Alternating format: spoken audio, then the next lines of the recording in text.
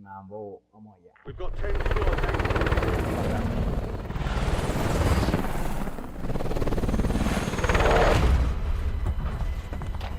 Cuando yo veo toda esa ropa rara, la próxima la va a tirar tú.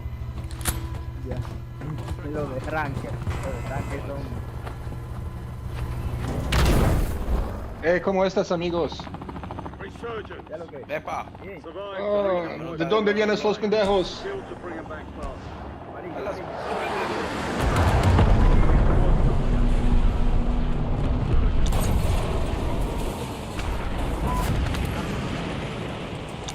Ay, coño, van a coger. Mierda. Fighting enemy. Additional target and more time remains. Took a round.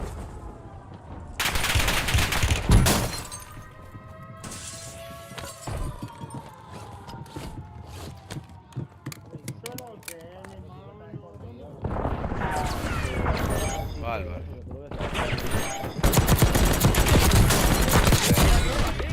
Located the rest.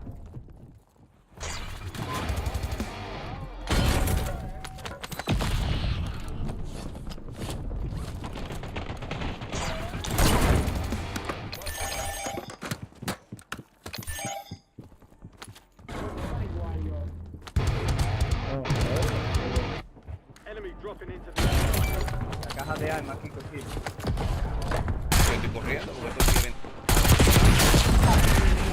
God, one bullet, one fucking bullet. I can't believe it. Oh my god.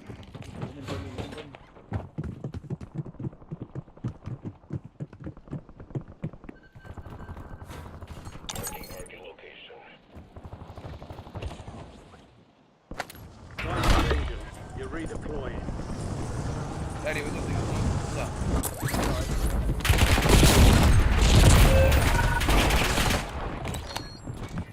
Oh, otra gente. Tírate por el lado.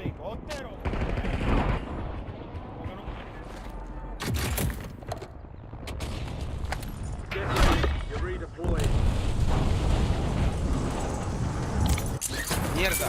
Este pana. Este es un equipo. Sí, me mató una gente. Stand down.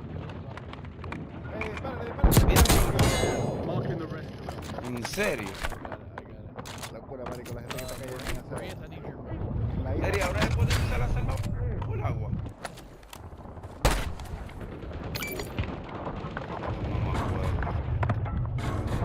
Hostile UAV in the area. All squad mates are in the safe zone. Gas is moving. Enemy soldier incoming.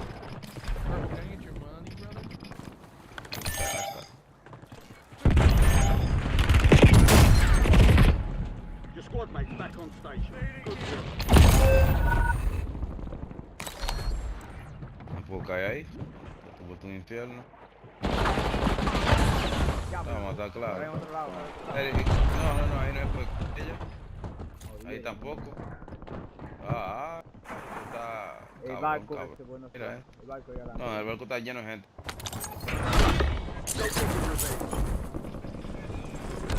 Mira, Squad ya mates redeployed. mataron ya. En el aire. Bounty target's gone dark. We lost the contract. Ahí viene ese gancho.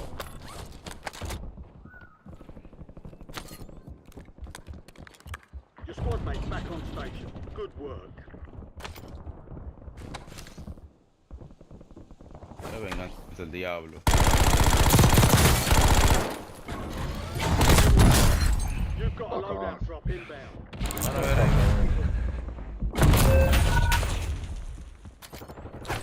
That's no fucking.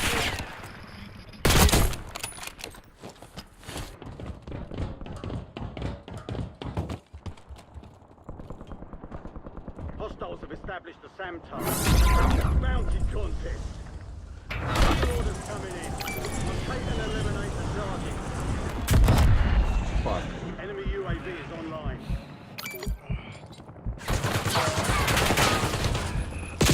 Only 25 left. Keep up the good work. 1-1 requesting recon at this Contract time. failed. Stand down.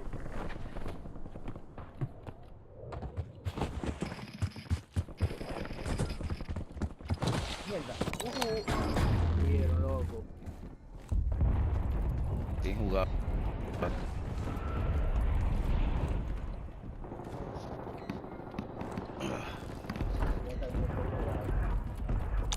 Your squad mate is redeployed. You're back on station. Go get off.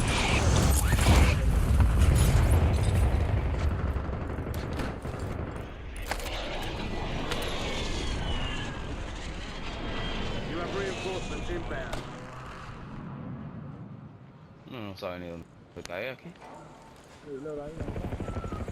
Sí, pero esto está lleno de gente. Ahí no que están metiendo un ubicado. Ya me tiraron. Enemy counter UAV inbound.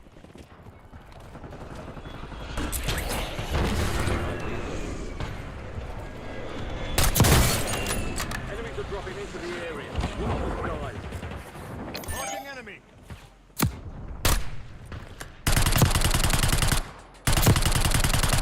Towards in the safe zone. Gas is inbound. This is crazy. Enemy UAV Coño, overhead. qué susto.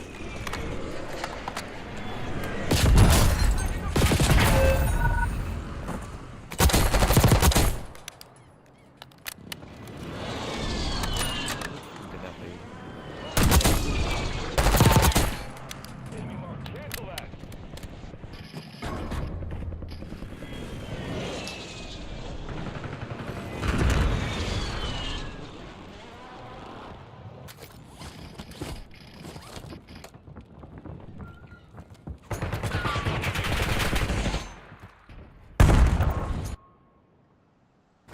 We're returning you to the front. Earn this.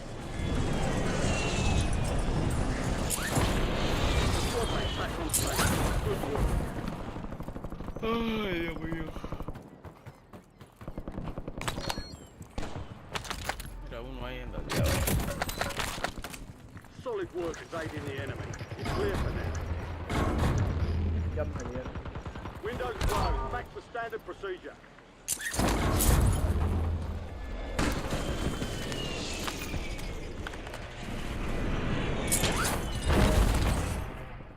No sé si puedo coger mi calma de You have nuevo. reinforcements inbound. NDR awaiting target feedback. Five station prices are adjusted. There's an increased payout for this. Be sure to collect. Friendly loadout drops on the way. Voy aquí. Enemy buy con mi station cosa. deployed. Enemy UAV is online. FFV, danger close. Over.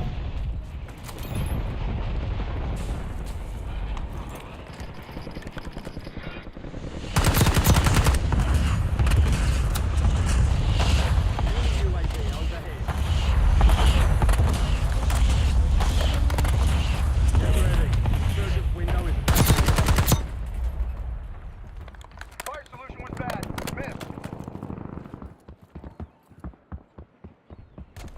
Hostile UAV in the area.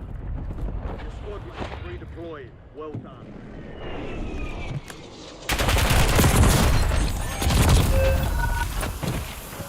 No, he's son.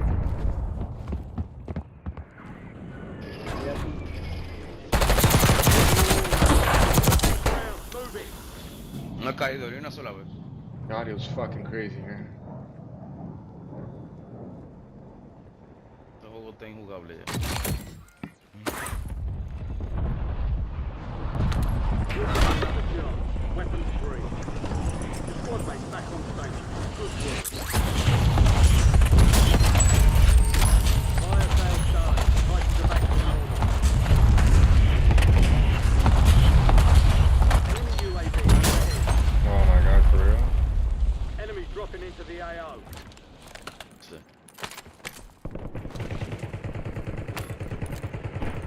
Extended sight. 1-1 requesting recon at this time.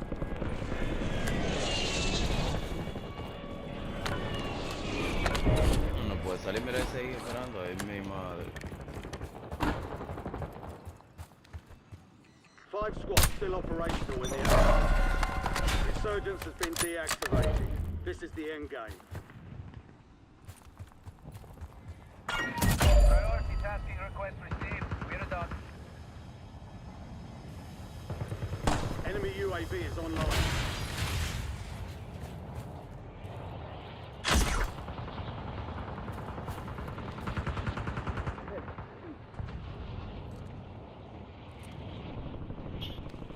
Hostile UAV in the area. Oh, está aquí. Sí, está aquí. Ahí no Effective fire! El Colorado está para acá. Enemy UAV is online. Move to the safe zone. Gas is closing in. Enemy SAM turret active. Dios mío, pero no hay forma. Diablo, ya me Ay, qué loco. Este me mata, Dios. Yo no entiendo eso. Este tipo no hay forma, este te mata como nada. A través de la vaina, mató a uno, mató a otro otra vez. Un solo. El otro me bajó, me mató abajo del agua con la Hostile ametralladora. UAV in the area. Y este. Ya. He should Hay have una jumped que out. mata bajo el agua, yo la uso. Es decir, Terry, ya yo no creo en nadie aquí. Está podrido. ¿Qué ¿Qué hay? pasó con el Delta? No. Ya lo mataron. Squads left in the war zone. Stay alert. Yo lo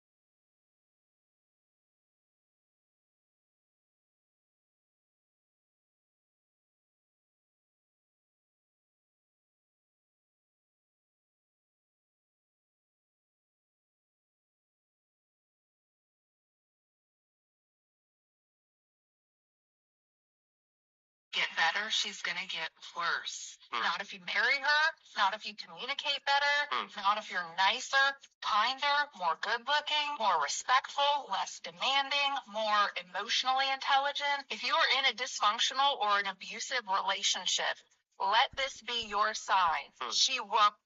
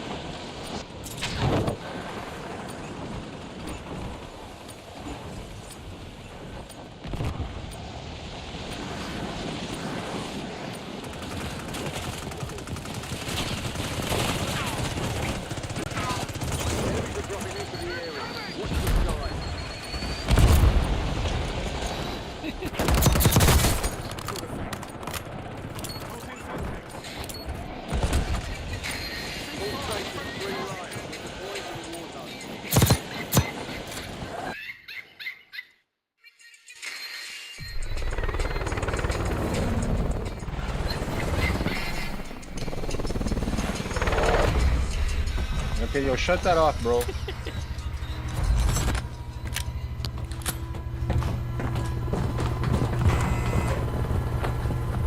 Yo. Resurgence. Survive and your team can redeploy. Eliminate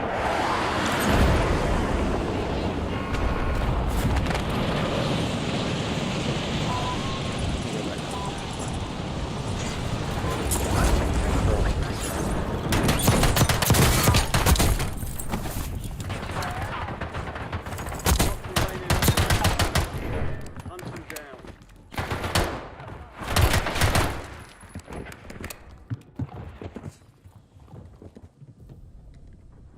Enemy dropping into the AO.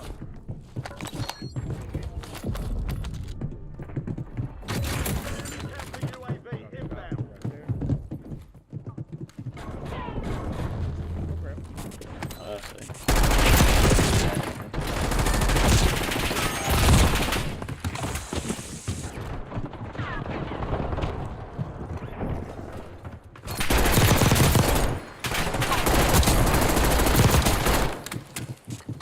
Fucking guy had a scope.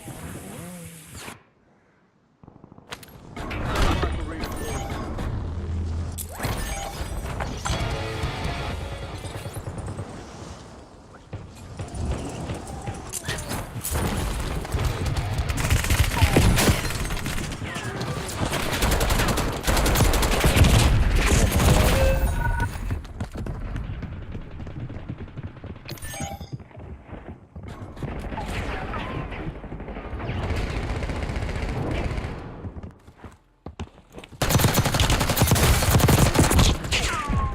Don't die, buddy.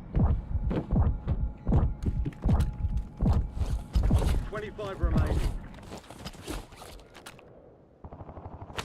You'll get another chance. Weapons free. Your squad mates redeployed. Well done.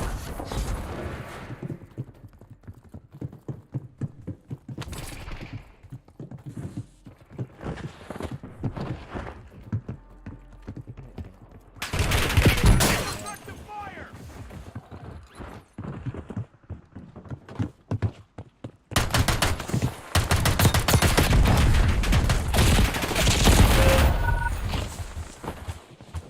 Should have just fucking stayed there.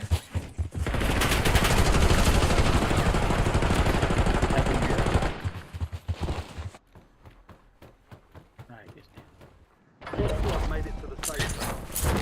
You've got gas moving in. You're back on station. Go get after it.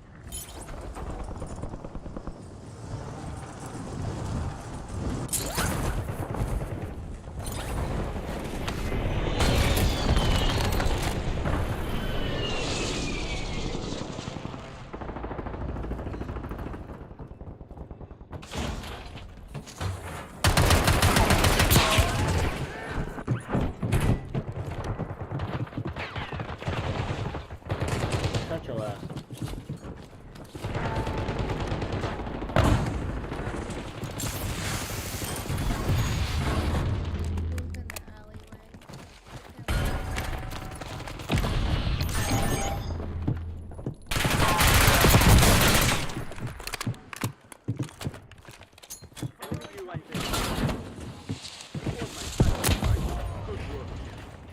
Enemy destroyed. Use the catnap to hunt down the rest of them.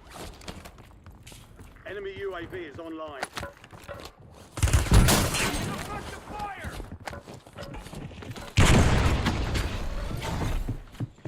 Loadout drop headed your way.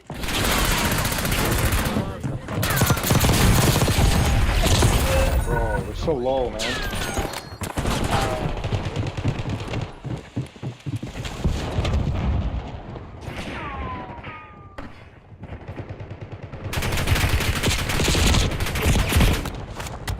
Unfucking believable. 1 second. Holy shit. We'll redeploy you faster So to make up fucking lucky. for it. You have reinforcements inbound.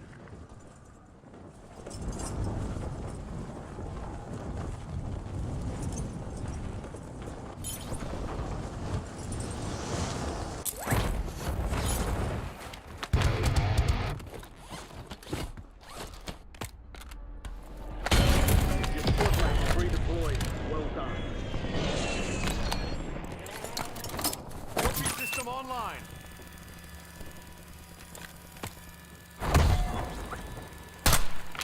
Marking enemy. Moving here.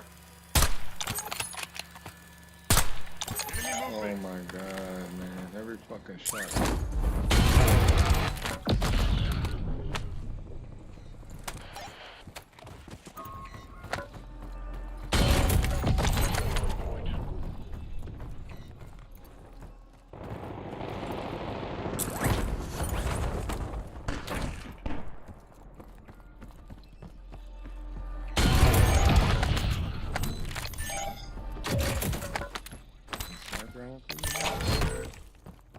Additional contract.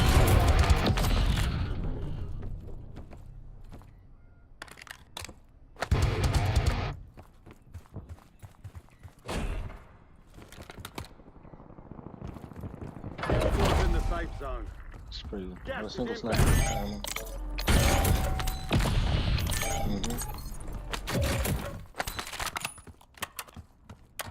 Wish they built.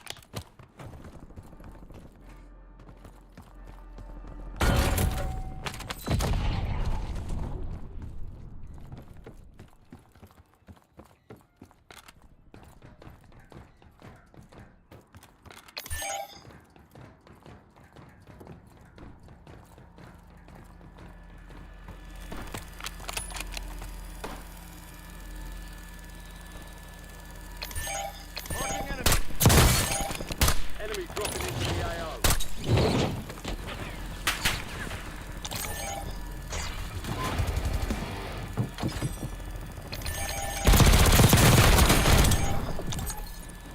Buddy, you shouldn't have dropped here, bro. What's wrong with you? Hmm?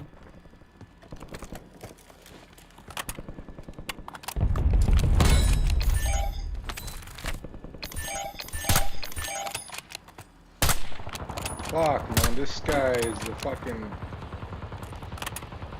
Enemy wounded. Good kill. Marking the rest of that squad on your tac map. Get hunting. Primary objective complete. All targets eliminated. Fire sale active. Station prices have been reduced.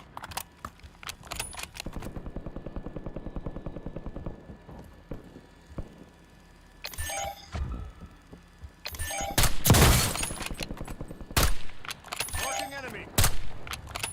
Moving here.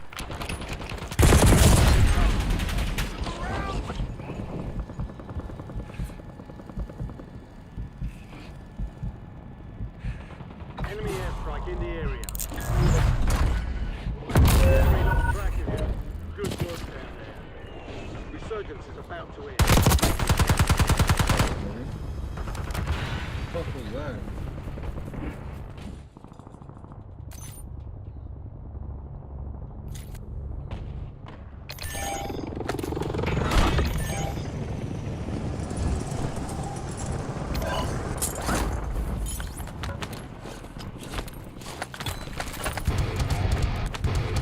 All squad mates are in the safe zone. You're losing ground. Moving.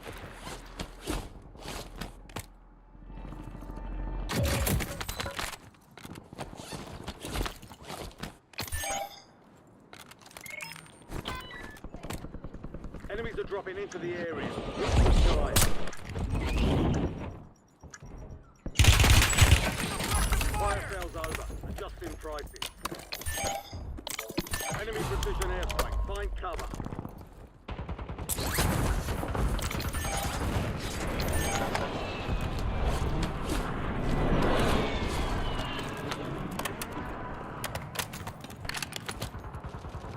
Enemy UAV overhead.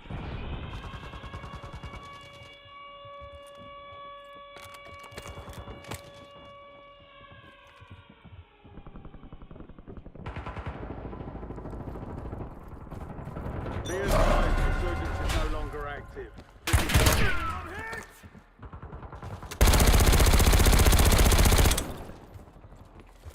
Got an extra valuable opportunity here. Don't miss your shot. Enemy dropping into the AO. Hostile UAV in the area.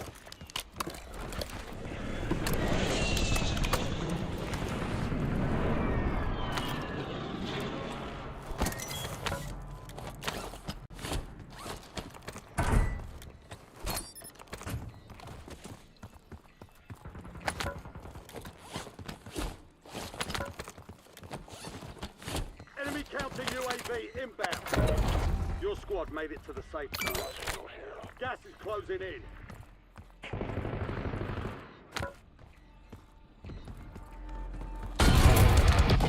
SDVR ready for launch.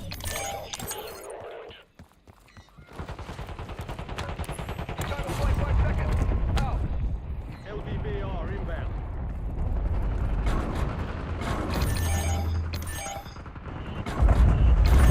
Surgeons is closed. No more second chance.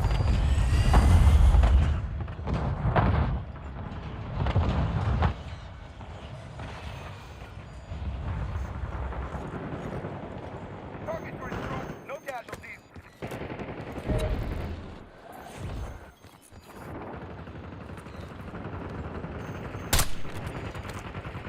Enemy UAV overhead. Hostile airstrike incoming.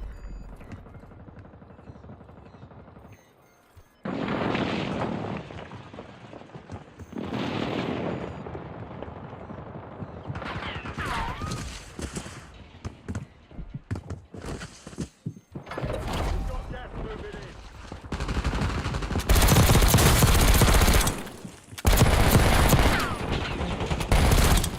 How many fucking hits does it take? How many fucking hits does it take? No fucking, I should've just stayed in. It's like, bro, like, broke his armor. Swear to God, like 5 white hits. There's no fucking way. I'm like, oh, lucky motherfucker. There's no fucking way. Gotta roll a marijuana joint. This is fucking ridiculous.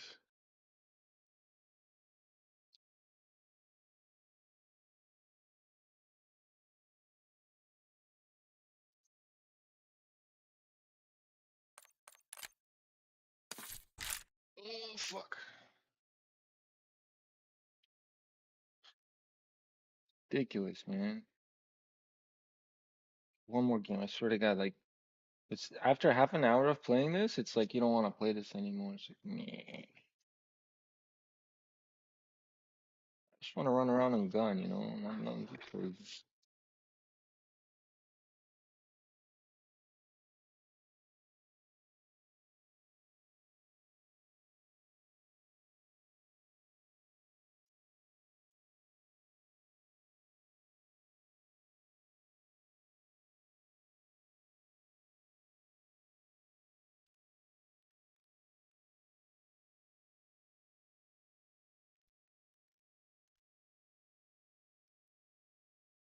Why you tripping? Why you tripping, huh? Who's my baby tripping like that, huh? Hmm? What do you want? You sleep. You come. No, no, come here. I stubbed my toes.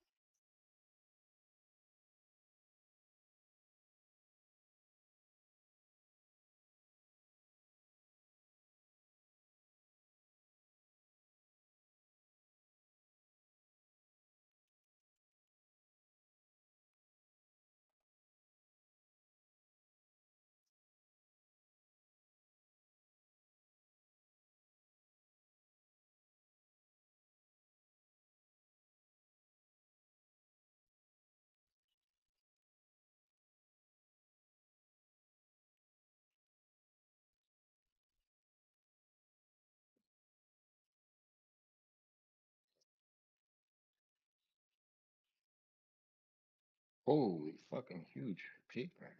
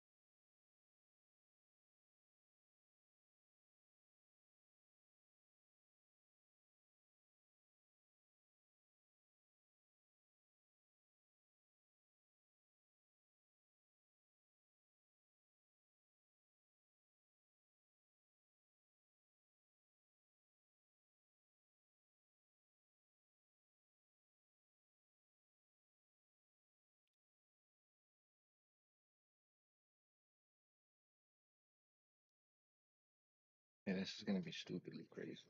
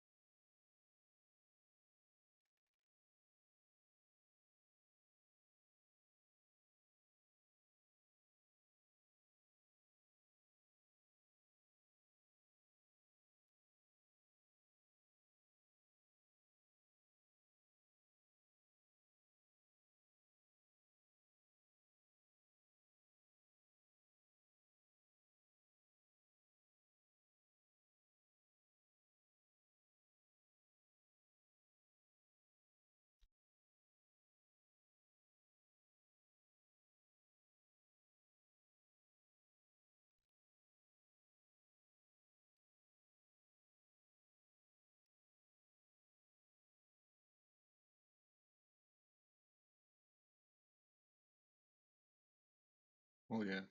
Oh yeah. Hope it burns straight too. Fuck. If it burns straight, it's gonna be wicked.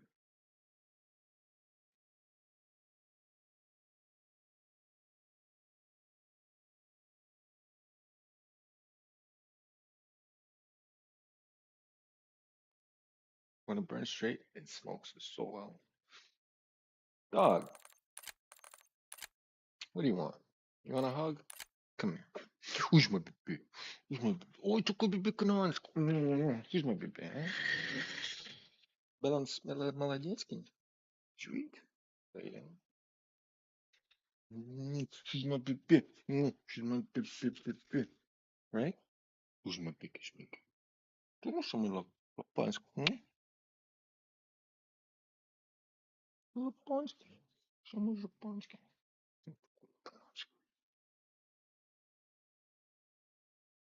Все.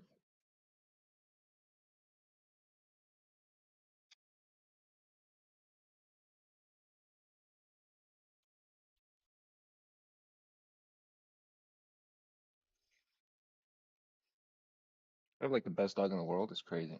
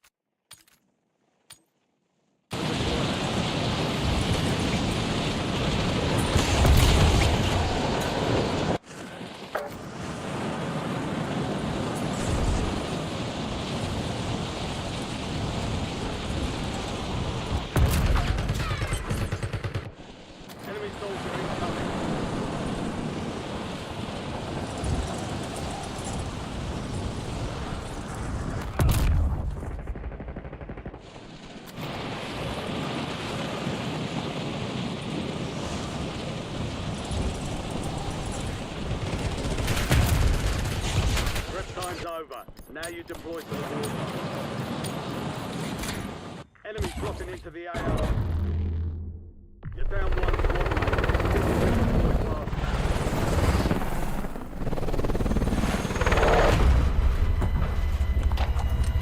Bro, are you serious? You've got 10 squads active in the field. It's so fucking retarded, bro. How hard is it to get a squad?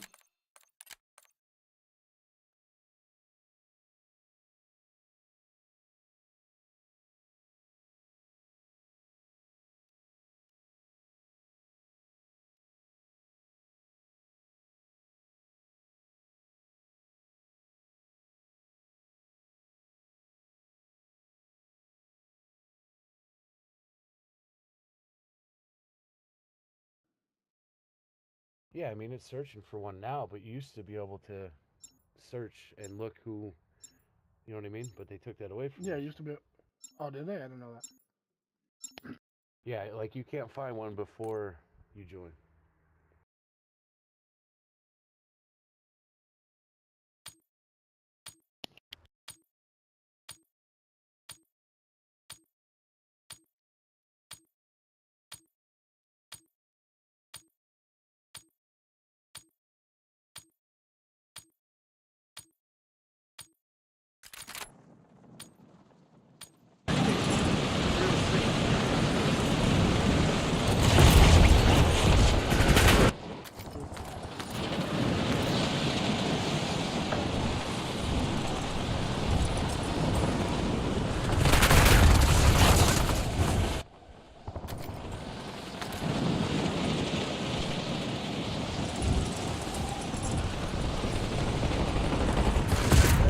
But mine just doesn't fucking. Enemies are dropping into the area. Watch the skies. Where do you need to build from? All stations. Shadow 01. Deployment to the war zone has been authorized. Well, I use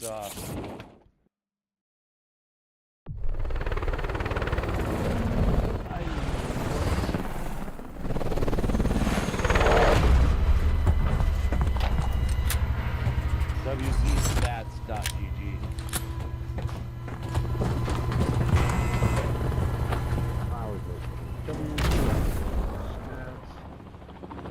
Resurgence. Yep. Stay alive to keep the squad in the fight.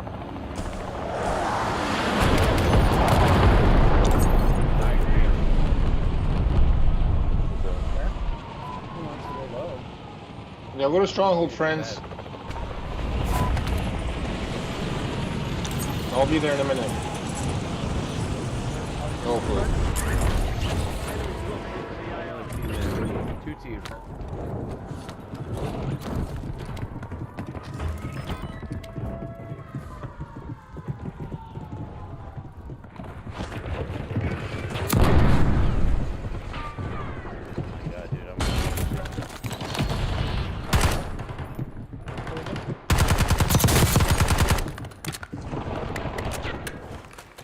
They've got a SAM turret online.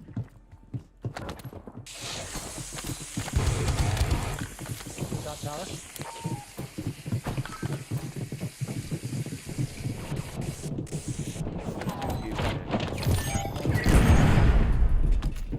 Guy right above us is Mars. Dropping into the Yeah. skies.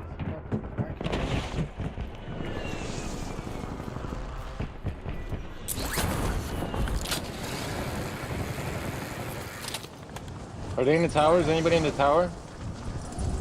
Back on station. Good work. We've got 10 squads active in the field. I got the key card, boys. I'm coming. Enemy Are they in the tower? Yes. Fuck.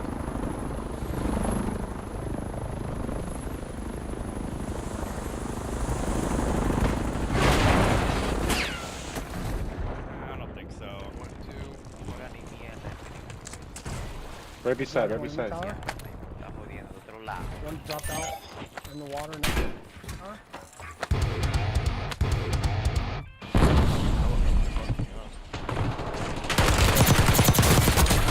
They're incoming.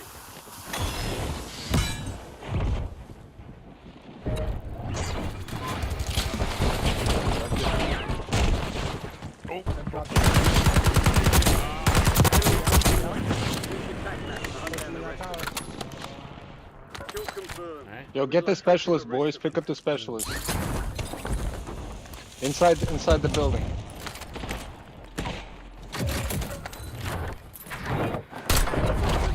Land it on you. Gas is moving. He's on the thing, on the satellite. Enemy movement. Cancel that. Marking enemy.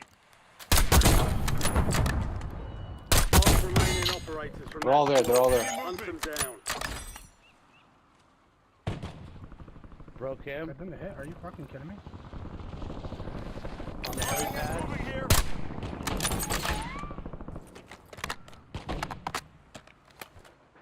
Right here. Marking enemy.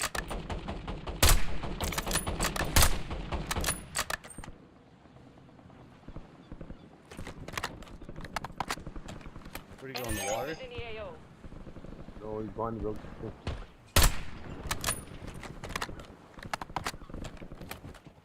There's one behind here.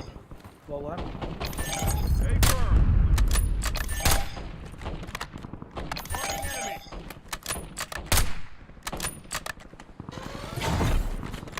You've got a You went in the loadout water. drop inbound. Cancel that. Alright, make sure they don't hold Side left. and move up. We don't want them to get the big green.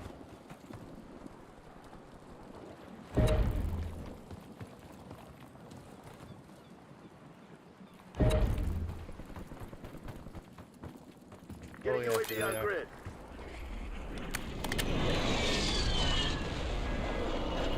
Marking enemy. Loadout marked. Downed them. Down Down one. They're all looking at me. There's a whole other team up behind us. See them? I'm gonna rotate left. Up on the hill. Yep. Yep.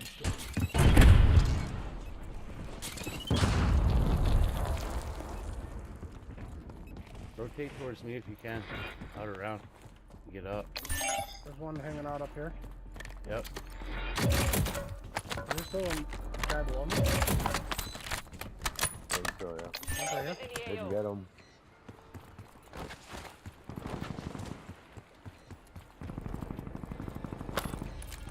UAV available for that.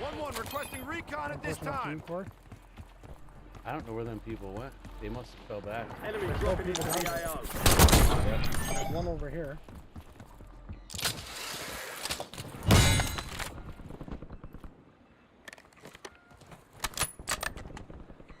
Enemy sniper.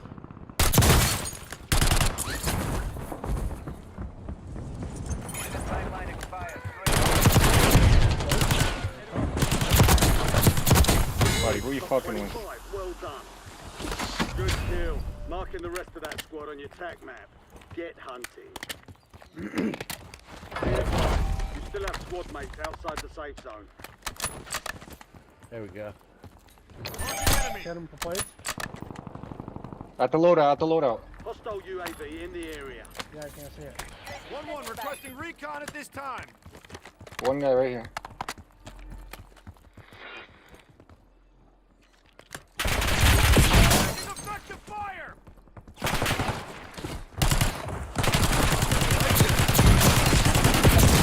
He's one shot. Come here. Oh my god. Good? UAV exiting AO. Good job. Fucking, I can't believe I didn't kill him. That's fucked up.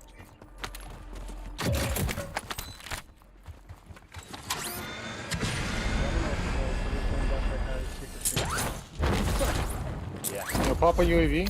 Marking buy station. Bringing money. In the tower. Whole fucking team in the tower. Hold them. Money here. Cracked Knocked one. one. Ooh, pushing. Pushing right here above us. Where's the money? Where's the money? I don't see the Looking, fucking can't see TACOM, him. I need eyes overhead. No, they're shooting. They're aiming at tower. Right there. Oh, boy. Precision airstrike ready for sale. Target area marked. Fire You're sale is clear hot. active. Buy station prices are adjusted. I'm gonna go towards NDR Nova. awaiting second. Downed one in the tower.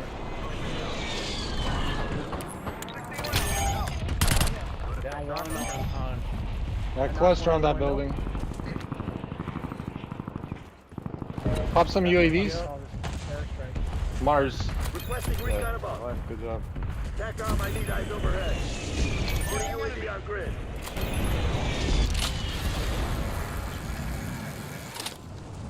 Resurgence window is ending. Watch your six. Street empty. Negative I'm dropping an BDA. airstrike on you. Enemies are dropping into the Oh my god, there's a whole bunch of them.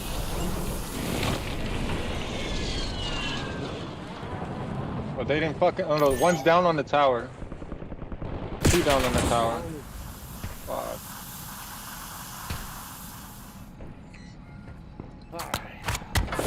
losing ground. Moving.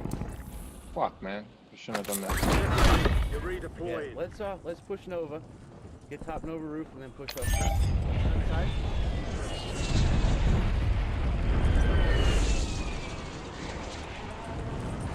Yeah, above me somewhere.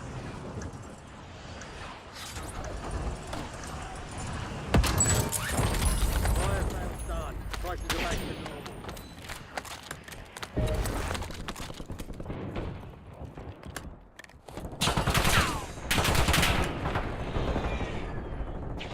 Guy between us. Marking the Somewhere. rest of What the fuck? Yep. Incoming LDVR.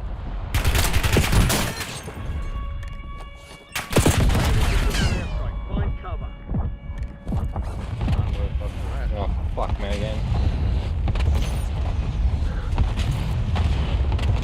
Resurgence has been deactivated. Still getting peeked from up here. Oh, he hit my foot. Oh, cluster. Yeah, okay, Bob.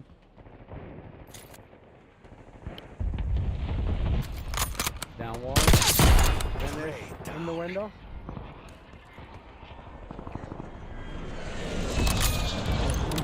Alright, where we going? I dropped down in my Stand by. Probably factory. Stand by for redeployment. down another one. Oh, at the buy. By the buy. Gas is moving. Moving here. Moving here. Oh, there's guys on the building here. Fuck. Careful, careful, careful. They're sniping.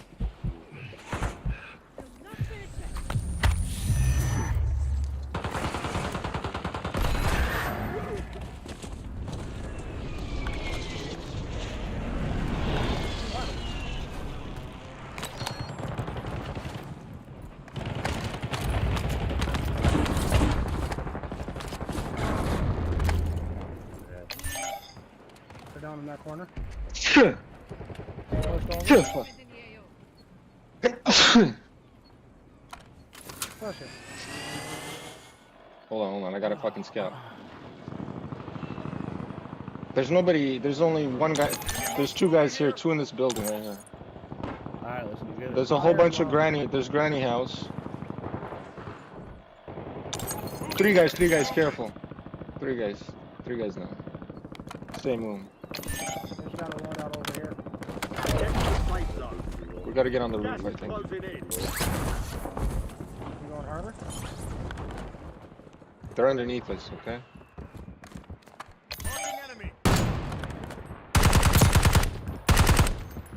Don't push too far. There's a guy right here, Fuck. Okay, my phone fucked me up. You see that?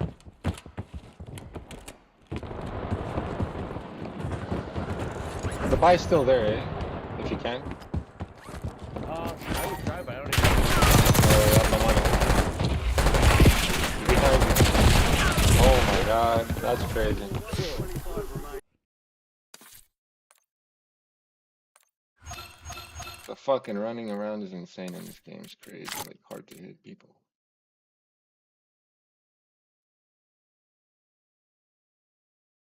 Really hard to hit people.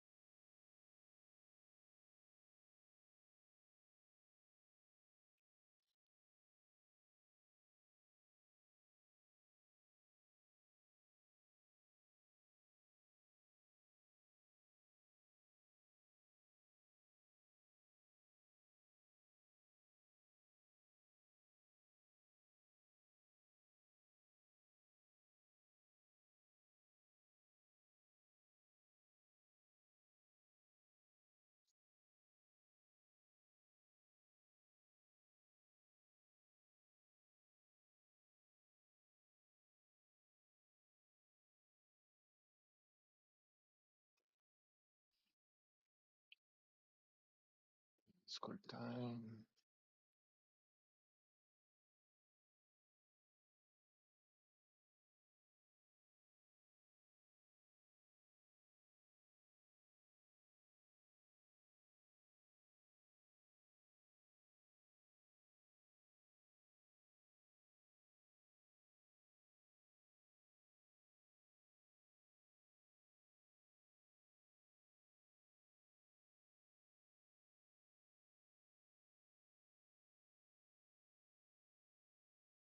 What'd you do? You did a pupushki? Yeah? Let's go check.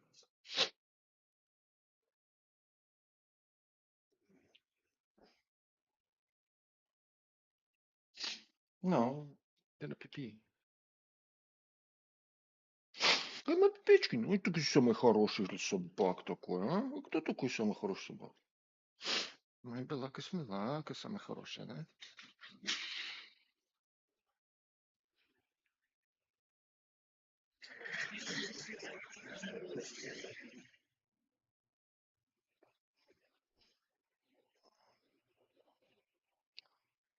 What the hell's going on here? Okay, you're talking about like if you're in like north of the equator here in Africa and you're going west, you're saying that line that circles up, you would follow that up around?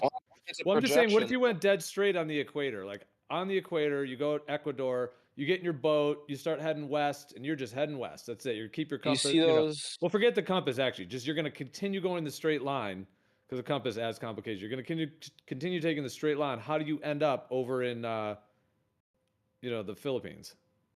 Okay, so you see those circles?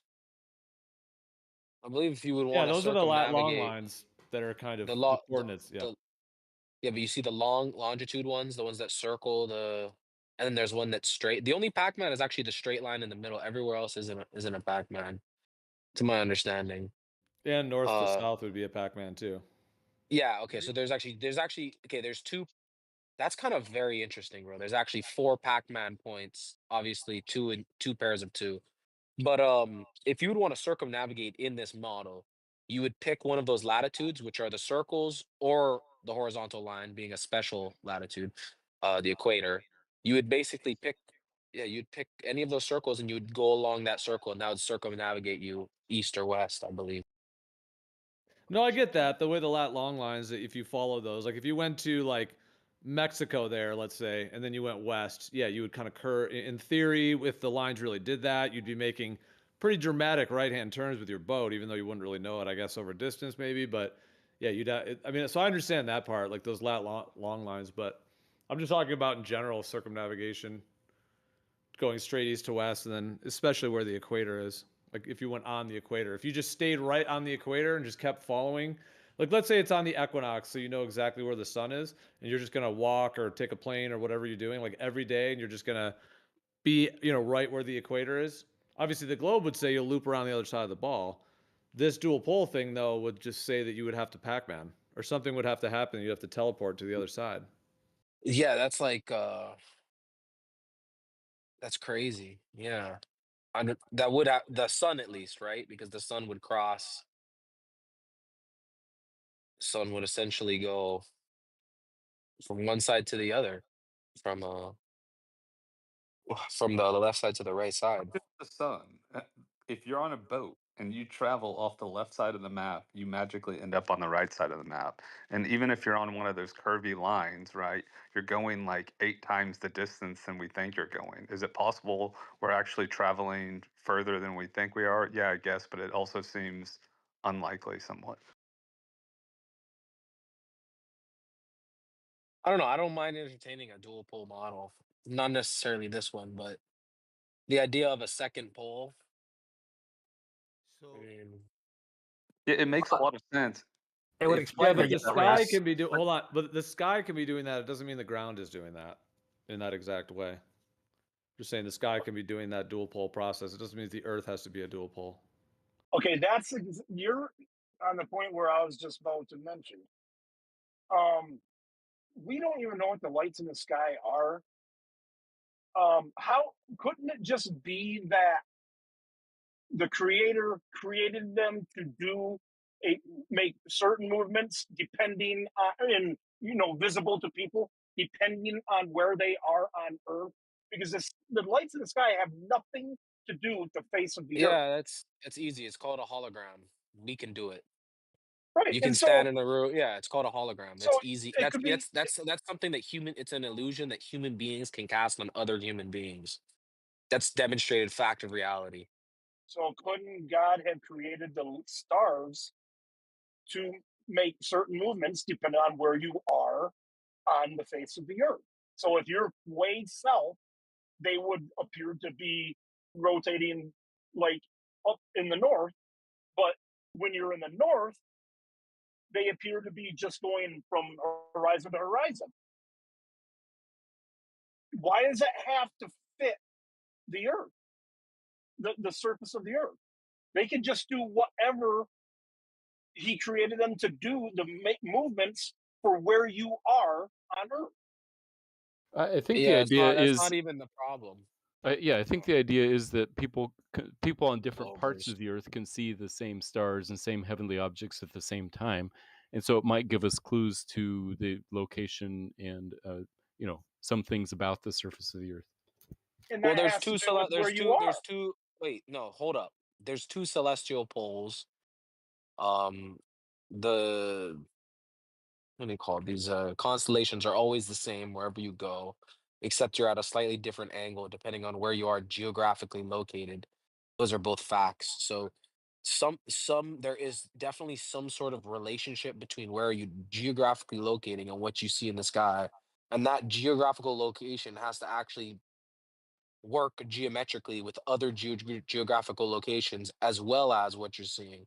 So Yeah, that's that's that fits with what I said. It all depends on where you are on the surface of the Earth. The lights make the same movement all the time, depending on where you are. So there's parts of the Earth where you can multiple people see the stars had the same movement. But then when you go from north all the way to the south, I don't know how else to explain, but basically the stars just make the movements.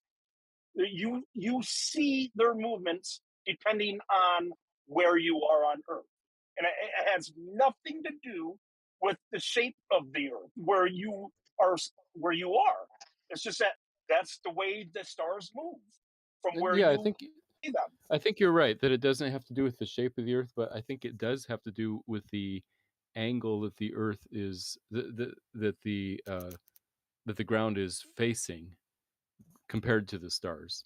Right. Oh Dude, yeah, the stars are easily mappable onto a sphere.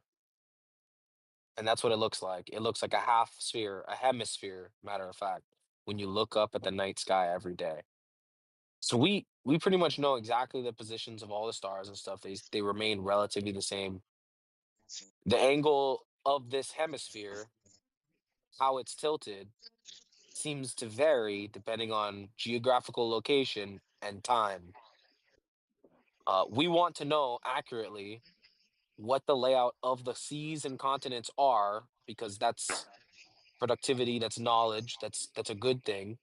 And we also want to know how that relates to the sky. We know how it relates to the sky because we have a coordinate system that tells us that every certain geographical location, the tilt of the sky is going to be such and such degrees. The rotation it is from right above you.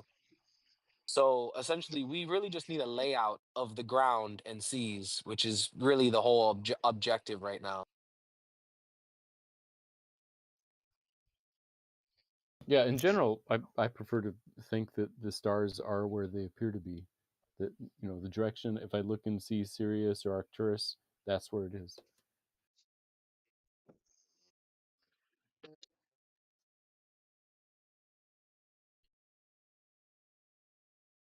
Yeah, we've all heard Shane's presentations, right? And not about his model or any of that, but the graticule. They made the graticule, the spherical graticule, by using something called the deflection to the vertical, where they claimed that the plumb bob was like being gravitationally pulled by a mountain nearby or whatever, like they had to say to make the ground seem like it's curved based on the observations of the sky. So all of the coordinate points are going to check out because they cheated it to make the ground seem curved like the sky, right? We all know that, right? That's how they did it. And they made it like a royal decree that you couldn't like map the world. You had to go by that graticule, and that was a spherical graticule. So every transform is a transform of that spherical graticule, which is fake but real, and that you can still use the stars to find out where you are. But it doesn't mean the ground is curved. They just used it as a cheat to make the ball model. So all of the dual pole model is going to be totally off as far as the continent's position because it's based on the spherical graticule, which isn't accurate as far as what the continent sizes are and everything. And they had to really cheat it in the south more than anything. Pretty accurate in the north. What evidence is there of any of that? That they fixed it. I mean, I know Shane has a theory, but so hours and hours of stuff about that. You don't watch any of their videos. It's okay. I've tried, and every time I've had questions and tried to talk to him about it, he hasn't been able to answer. So maybe. But you don't watch any other content. You have no familiarity with it. You just naysay it without even looking at it. I do have familiarity. I'm Well, asking then you would have the evidence. Then you would see there is evidence for that. Okay, so but you don't know what it is. All right. Oh, I do. Do this. Go ask Shane. Be like, Shane. If you had to choose which one of these Antarcticas is more closer to what you think is reality, the dual pole model or the ice ring? Ask him. Say, give me a straight answer. Which one of these do you think is more closer to reality? If it had to be one of these, he wouldn't give it to me. See if he'll give it to you. Well, I don't care what Shane thinks about it necessarily, but he did do some really good work as far as like bringing the point up that it was a spherical graticule that they made, and everything that we're doing as a transform of that is going to be off because it's based on the spherical graticule. Listen, so the continents aren't going to be, they're not going to turn out the right way for the AE or for the dual pole or whatever. It's not even a model. It's just a transform of the graticule that was created as a spherical thing to lock us in that jail of the ball. So you're still in the ball jail. That is not true. Yeah. No, because what? Okay, go ahead, Omnivore. Well, the problem is that the spherical graticule works. It allows navigation. Totally works. So what's the evidence that it's faked? Well, they made it so they had to cheat it, right? With the deflection of the vertical. Why did they have to understand cheat it? Do you understand what the deflection to the vertical is? Can you I explain do. that? I 100% do. Okay, what do you think it is? So the deflection of the vertical is referring to plumb lines having a very, very mild deviation due to the like nearby massive objects. It's a tiny amount, and it's not part. It's not part of latitude and longitude. It's exactly what they needed. That tiny amount everywhere, right? Not Created the ball. That little tiny amount that you can't see, no. you can't prove is actually curvature. It looks flat because it's such a tiny amount, but they use that to make the spherical graticule. Just like you Wait a said, minute. some Wait. gravitational potential of a nearby mountain made the So plumb line. Why wouldn't they just say, no, we need a straight, we need a plumb line. Oh, so there's a mountain over there making the plumb line. No, That, new you perspective. think of You've how got it ridiculous that backwards. is. You've got it So funny. backwards. You've got it It's backwards. kind of funny, bro. Yo, It's we kind of so weren't, funny. the whole story is kind of funny, bro. we weren't The whole debating when idea that we they were had a Hilarious. plumb line and they're like, "Yo, it must be the mountain over." Like it's Yeah. diverting. It must be the mountain. Like Right. Oh, it must That be a story is mountain, just not a. like when they're like, "Yeah, Yeah. we just happened to be golfing on the moon." this Well, Can is we're we the do definitely one on a person at a ball. We're time, upside please? down. Guys, this is the Can we point do though. one person We at a weren't time? debating. We weren't debating curvature. We were debating the true sizes of land masses. This is why Shane presenting this is irrelevant. It's not saying anything. This is why I asked you to ask Shane which one of these is more akin. I This don't is care about crap. Shane. We're not talking Shane's about not even here. curvature, bro. We're not talking about Shane either. We're just talking about the information that was uncovered and done, like tons of presentation by Shane and Alan and other people before them. They're not coming up with this on their own. There's tons of people. This is not even like a How does conspiracy. The deflection to the vertical is a thing that they admitted to, and they said it was a mountain, just like we just heard Omnivore repeat as if it was like a totally valid thing that made sense. Wait. Right? No, The mountain made the plumb you line asked off. what it Right? meant. You just You said it asked what it yourself. meant. Yeah, because What'd you gravity is mean? an actual thing. So how What'd does you mean? how does what mean? What did you mean by that when you said the mountain made the plumb line off, and that's what You want me what to was that? read from the American Arc of the Parallel? Yeah, so the thing is that that's how they made the ground curve. So That's why you have to have corrections when you do your celestial navigation. no, You wait a wouldn't need minute. corrections. If it was accurate, you wouldn't need to do the corrections. So what corrections are you talking about? GSW 84. You don't need GSW 84 to do celestial navigation. You don't need plumb lines to do celestial navigation. Oh, you don't. You're right, but that's where if you want to Now- get your accuracy and do your claims, you're going to have No. to refer to that, and it's even worse in Antarctica. It's like the Wait. worst. There's a whole video here. I'll post it that Indio talks so- about. so It's the what number is- one gotcha in his book. What is the claim? So the latitude and longitude is around long before deflection of plumb lines. What is the claim that deflection of plumb lines somehow is worked into latitude and longitude? Were the latitudes and longitudes way before the deflection to the vertical? That was all figured out beforehand. Where's the post the proof of that? Post that proof.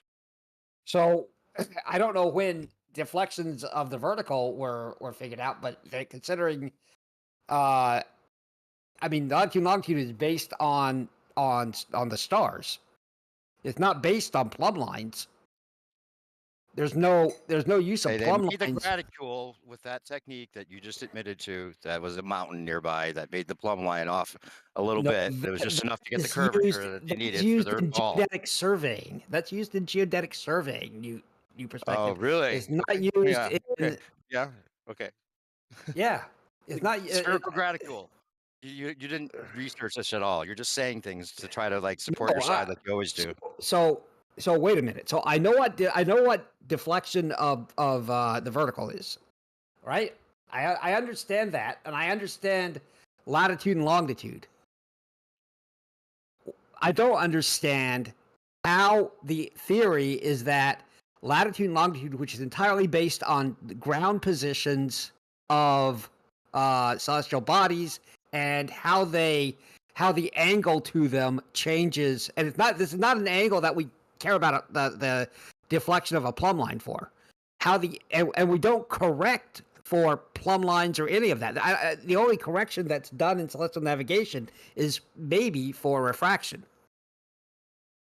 So I don't know. Let somebody else talk. Just go do some research and come back and claim things that you actually know about. I know about Maybe this. Isn't this interesting? This whole thing about the deflection of the vertical. I know about this. I'm asking you how the deflection of the vertical is supposed to work with latitude and longitude. That doesn't make any sense. I can't make it make sense for you. Well, you could if you knew what you were talking about, you could explain it. But I guess you don't. Okay. Yeah, I'll just say I don't to you because I'd rather not actually respond to you right now. I'm trying to look up a video. Hold on. Well, you made a claim. Why can't you explain it? New perspective. Could I say that you're getting gate kept by hanging out with Shane?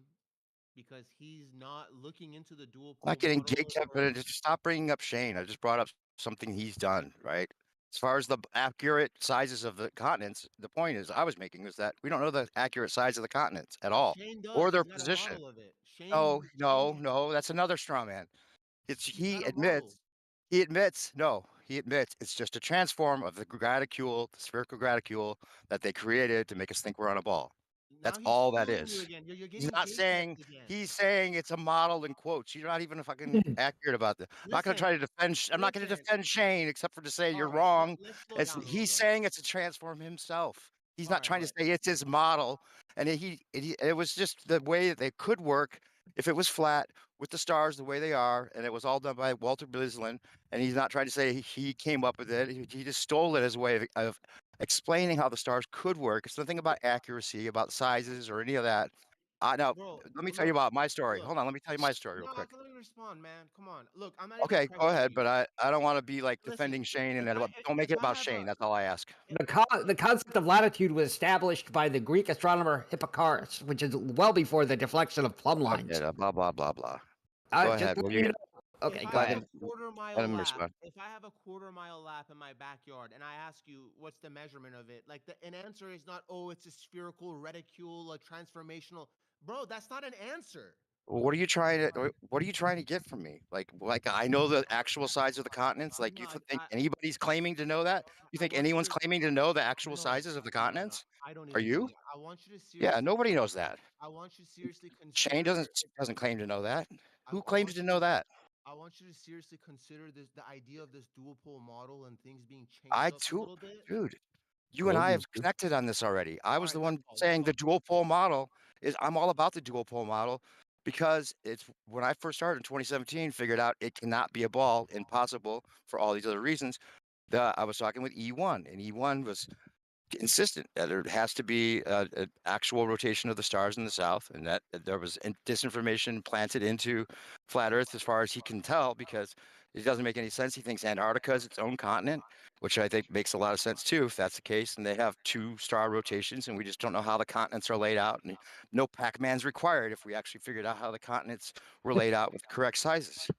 So, anyone doing long distance travel, whether by air or sea, needs to know the distances. Which means Yeah, we would that's know true. You would think, right? You would think, but there's a discrepancy. The model builder came in here. He used to work for a space agency, and he was showing a 3-hour discrepancy with what they were reporting in the south for plane flights. The few flights that did the southern routes, he's saying that the ping data that he downloaded for 2 weeks, and he had millions of ping data, and he laid it out on the spherical graticule transform of AE, and it was showing a 3-hour discrepancy in the south consistently, not in the north, but in the south. So yeah, that if that were hearsay. true, I don't. Ever true, I then don't see you'd be any reason fucked, to right? believe that. But If that could be corroborated, then you'd be fucked and you'd have nothing else to say, right? if it could be corroborated, it would be very interesting to look at, and I would There you have go. certainly a lot to say. But it can't be. Oh yeah, it can't be because you believe in something different. No, because there's tons and tons of data that's different. Oh, I'm sure there's tons of data that you're just claiming you know there's data that totally contradicts what this guy did. And he's not even trying to be somebody. He just came So in like subtly and then went away subtly. Yeah, I'm sure. So we have the ping That's data. true. Actually, yeah. For flights. True. Yeah. Okay. I mean, look, I understand that you believe this guy because he supports your No, theory. not about believing him. I don't deal with beliefs. It's not about believing this guy. I'm saying that's another thing that we should consider, not just write it off as if that's nothing. So when every flight that is going to anywhere in the world has to know how much fuel to have. So either you conclude Fuel. That's funny. Oh, you don't They went believe in fuel, they must right? have gone to the moon because the rocket had enough fuel to get there. You don't believe Neil in deGrasse fuel. Tyson said that. Hey You don't believe Dave. in I believe fuel. in beliefs. I believe in Yeah. beliefs. I just don't believe in much. I think beliefs are, worth taking consideration. But having beliefs locks you into some kind of thing that you can't prove. Why do that? Well, so you're saying you don't really know anything. Oh yeah, right. I'm not gonna play the rhetoric game with you, dude. You're just Where- here to that's- Let troll me and ask waste Dave a people's time. question real quick. NASA's paying you through their subsidiary. You already told me that. you believe that? Okay. I Hey don't know. It was a Dave. good troll. All Dave. right, so I'll just say this: I do not see any way that the deflection of the plumb lines have any relation to latitude and longitude. Latitude is created by the stars, and longitude is arbitrary. But in order to set it up, you need to have extremely accurate nautical clocks, which happened in the 1600s. The Yeah. deflection of the plumb lines is a more modern surveying issue. So, yeah. Okay. That's what you believe. That's that. That's actually accurate. Yes, that's Okay, actually I'm accurate. sure. I'm sure it Do you is. have Yeah, anything to actually dispute true. that? We know things that are totally accurate because we believe them. Well, do They you must have? be because we believe it. Can you dispute that? And how?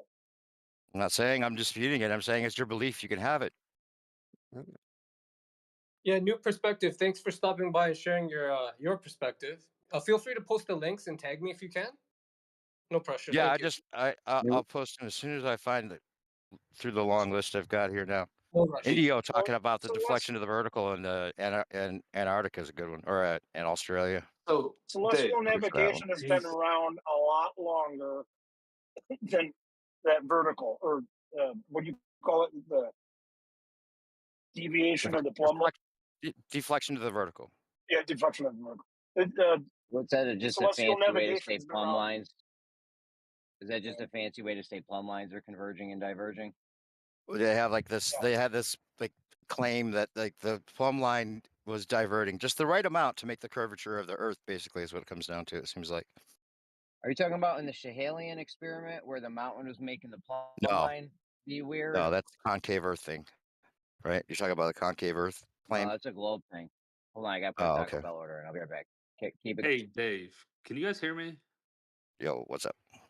So did you say that there can be a two-pole model and not be Pac-Maning? Is that what you said? I'm saying if we knew the actual continent's size as well as the way that they're positioned, and it wasn't just a transform of the spherical graticule, then we'd have an accurate way of actually seeing if it was a Pac-Man or not. But if it's just a transform of the spherical graticule, then they're going to be completely deformed and warped and not in the right space and size. Because it's based on the ball. It all comes from the ball that they made by And using Oscar, the you tricks. wouldn't really have to teleport if there's a limit. You know what I mean? If there's a limit, there may just be like if you were to, I know you were going to speak next, so I was just trying to say quickly, but like if you were to gonna go like let's say from California, like just due west on an AE map, you would hit ice. On a globe, you would hit ice, and on this dual pole ring around it, you would also if there was an ice ring around all of that, you would also hit ice. Do you like agree or disagree? Meaning you wouldn't have to Pac-Man if there's a limit. Is my main point. Why would you hit ice on a globe? I'm not sure I understand. You hit Antarctica. If you're heading west from. Well, I'm doing this very generally. I'm not looking at a map. I'm just saying in general. If you went from the west side of North, South America, etc., yeah, I mean, you're gonna. If you headed due west, wouldn't you just wrap around and not go south? Hey, Geo, isn't there like good evidence that the shipping routes don't make any sense? I think it was actually a pretty good one done by Flat Earth Asshole, where he was showing like the live shipping route and plane route stuff that didn't make sense with the way that they were telling us. Like it went along the long way. Maybe they have some like mock shipping routes that make it look like it would be impossible for some of these things to work that don't actually go anywhere. Maybe I don't know. But they were going a long way. Like they don't like the planes don't travel over the Atlantic, like or the opposite direction. They don't go like clockwise. They go counterclockwise instead. And there's a claim about it, why they do that. So some of those routes don't really necessarily prove anything. I think the plane routes make sense. I am unaware of any plane routes being, wrong. Well- with maybe slight variations due to jet streams a little bit north or south. Yeah, the jet streams and planes wouldn't even be able to land if it was a spinning ball, but I don't want to get into that. So plane routes are it's like a no point. It's not a ball, you guys. Come on. You need to get over that. Let's figure out how the flat earth works. No, I think it is. We trust you. I know you think that, but you couldn't land your plane if it was that, is the point. Right. If the air were not moving along with the ground generally. Yeah, I'm sure the pilots put full faith in the air, making them in sync with the earth when they're going to the fucking equator. The Right. air's going to make us go twice as fast eastward, no matter what aiming we're going. The air just does it for us. Right. Or That's is why the air their moving? speedometer. Yeah, Hold on. the concept. That's why What their does that speedometer air is the moving have to air. do? Yeah, sir. Sorry, I'm being very Why, mocking. why does the I air should mute up. moving? Hello.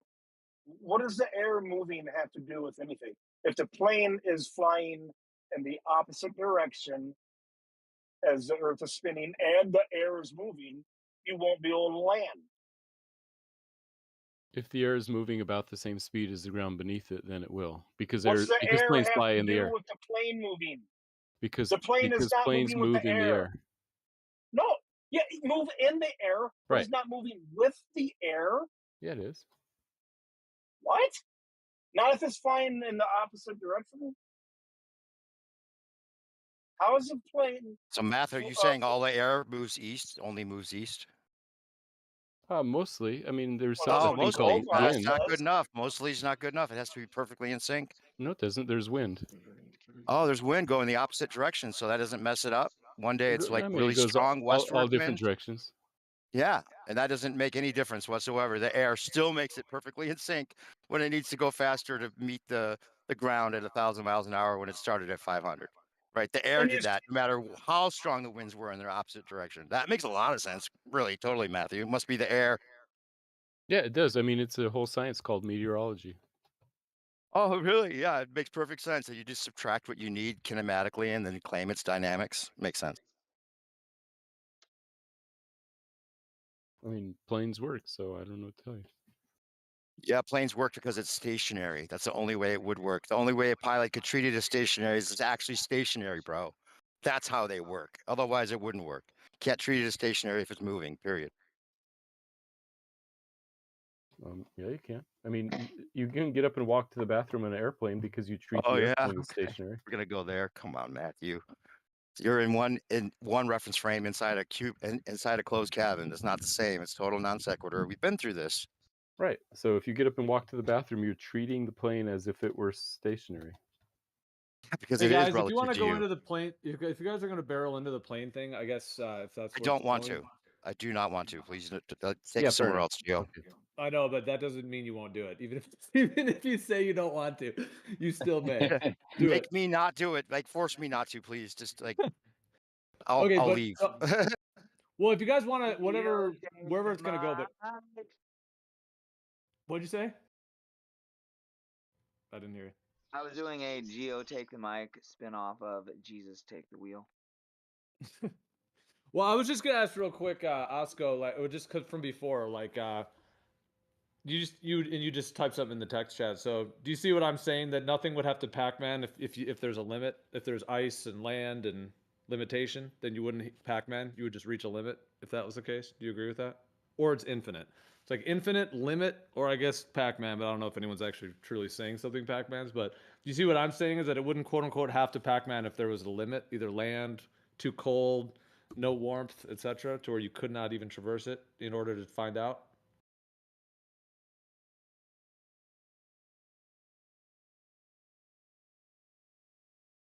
Maybe he's not at his mic. It's just a simple thing. It's like this whole thing, it has to Pac-Man. Well, it doesn't if there's a limit.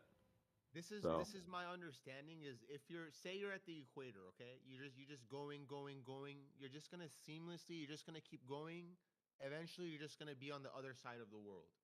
There is no ice thing that you go over that you're like, okay, now we're transitioning. It's just like a seamless experience. What I'm saying is not an explanation or a description. I'm just saying this is how it has to be.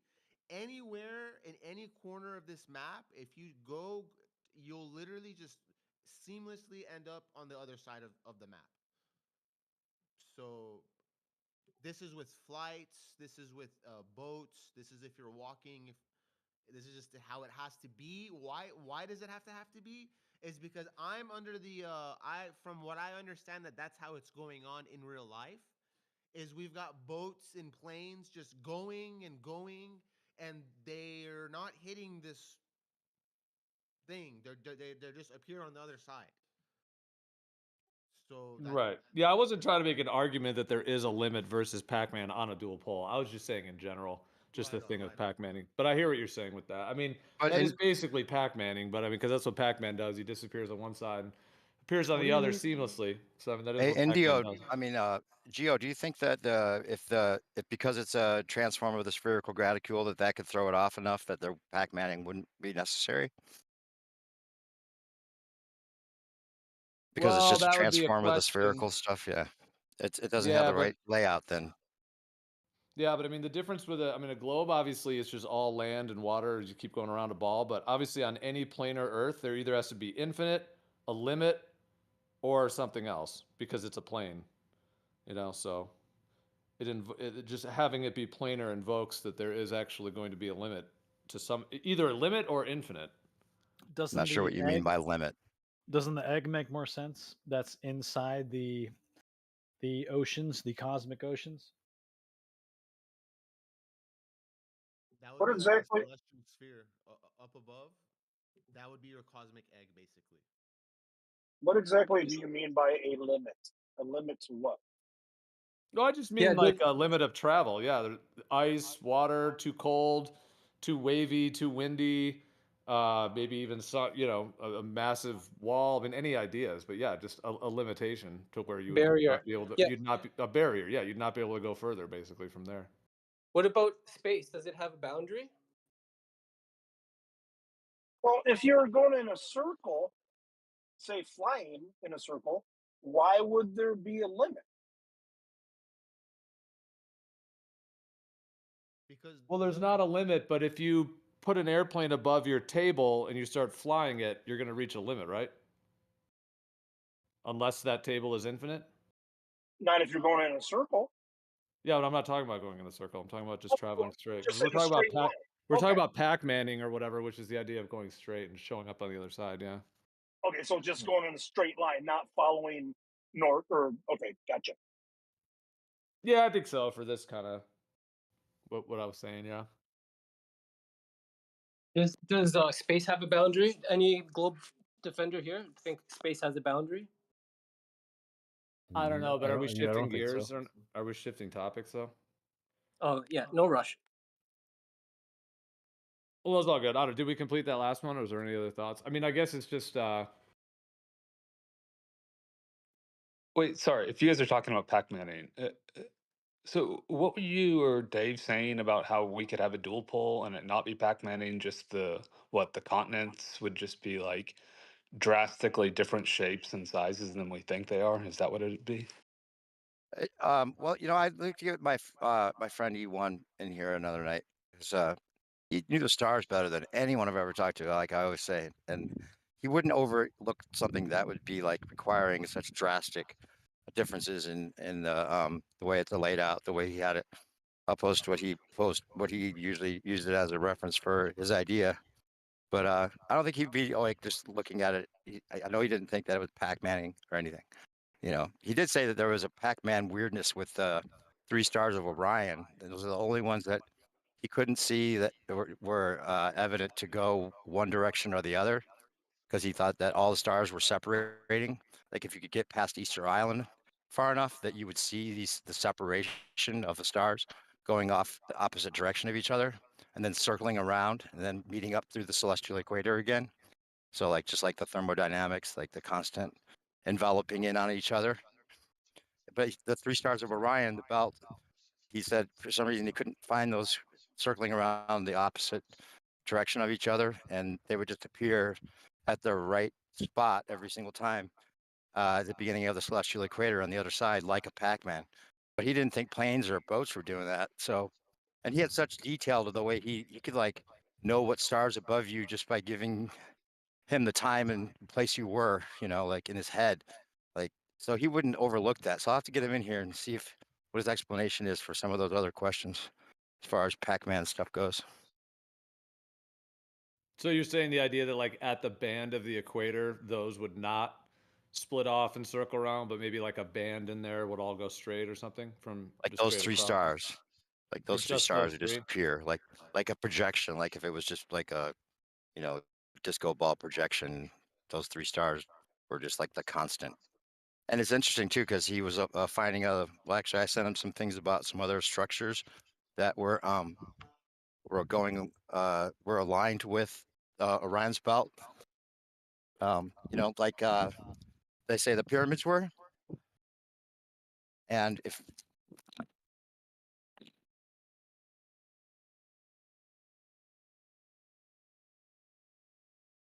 Did you cut out?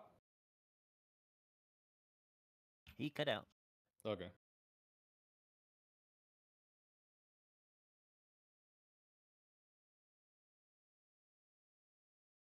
We'll just have Maybe a he got a moment call. He might have gotten a silence call or something. for his internet connection. Yeah, I mean, I could definitely be missing something, but like for the life of me, I could not figure out how we could have a two-pole model and not have Pac-Man in, or like the continents are just some absolutely crazy shape that are completely unrecognizable from what we think they are. No, but were you here, Osco, when I said, because it's not like a big rebuttal or anything, but I was just saying, like, what I was saying about, like, let's just say if you take a dual pole thing or whatever you want to take, and the idea of the Pac-Man thing on a planar thing, but what if there's a limit, meaning there's ice, water, land, all, untraversable, whatever it may be, too high altitude, maybe if it keeps ramping up, you're just too high, you just die. Whatever the case may be, if there's just that limit, then there wouldn't be a Pac-Man. It would just be a limit, like a wall. Yeah, Would but you it agree? can't really. Well, if I'm understanding what you're saying, it can't really be that. Like that one two-pole map that we were talking about with Noah or whoever a little bit ago. If you travel off the left side of the map, you end up on the right side of the map. And so, if there's just a big ice ring about around that whole thing, or any sort of limit outside that whole thing, when you travel to the left side of that map, you're going to hit whatever that limit is, not end up on the right side of the map. And I could be wrong, but I'm assuming we know if you travel that way from Ecuador, you end up in, Southeast Asia or wherever it is. Yeah, well, I guess that would be the thing. That's the only difference, Osco. One of them is there is no ice ring. It's just oceans at the edges, and eventually you hit a point where you're just on the other side because that's how it has to be or whatever. Okay. This other one is still the dual pole, but at the edges there is still an ice ring that's not Antarctica. It's just this ice ring because it has to contain the oceans. It's kind of like a lukewarm in between version of it. You see what I'm saying? Yeah, I see what you're saying, but It's not that deep. what I'm saying, and I've never looked into this, so I don't know. Maybe we don't know if you travel, that direction from Ecuador that you end up in Southeast Asia. But I'm just sort of assuming that, like, we navigate all over the world, like millions of trips all the time, that like they have some broad understanding of how you get there, and so they're not traveling all the way around the entire earth like in some big loop around there that would be like 8 times the distance and not noticing that, which is why I think it has to be Pac-Man. Sorry, that was kind of rambly, but you see what I'm saying. I just, I don't know. I don't think. I think if I wish there could be a two-pole model, but to me that requires Pac-Man. But maybe I'm All just right. missing it. Just real quick, I hear everything you're saying there, and I just wanted to say that I wasn't really trying to like I said, like rebut or even make an assertion. I was just saying in general, like if there was a limit, you wouldn't Pac-Man. But I hear what you're saying with the other nuances and all those components of it in terms of whether that actually is, what the Earth is and how it's laid out and the distances and all that. So yeah, I hear what you're saying with that. Yeah, but that's why I was interested when Dave said like if we knew the actual sizes of the continents, we could have a two-pole model and not require Pac-Manning. And maybe that's accurate. I don't know. But to me, the continents would just have to be like morphed to some unrecognizable degree.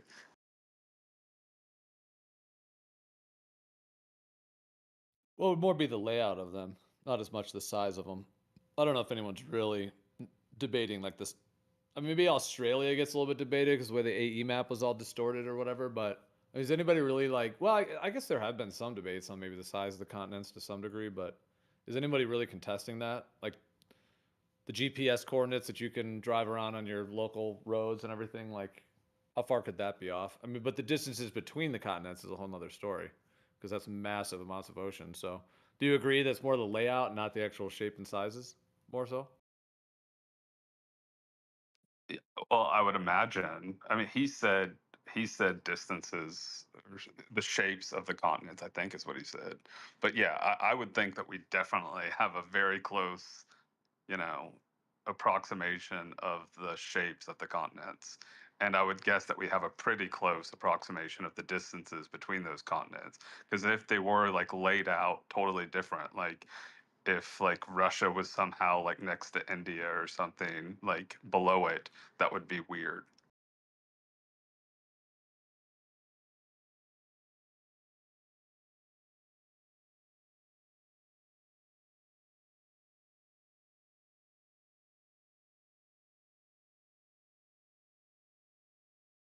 I hear you. What do you think of dual pole sky AE map layout, Osco?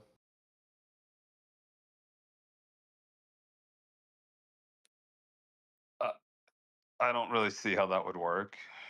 I mean, what? Yeah, how would that possibly work? Well, I guess that the two poles follow you.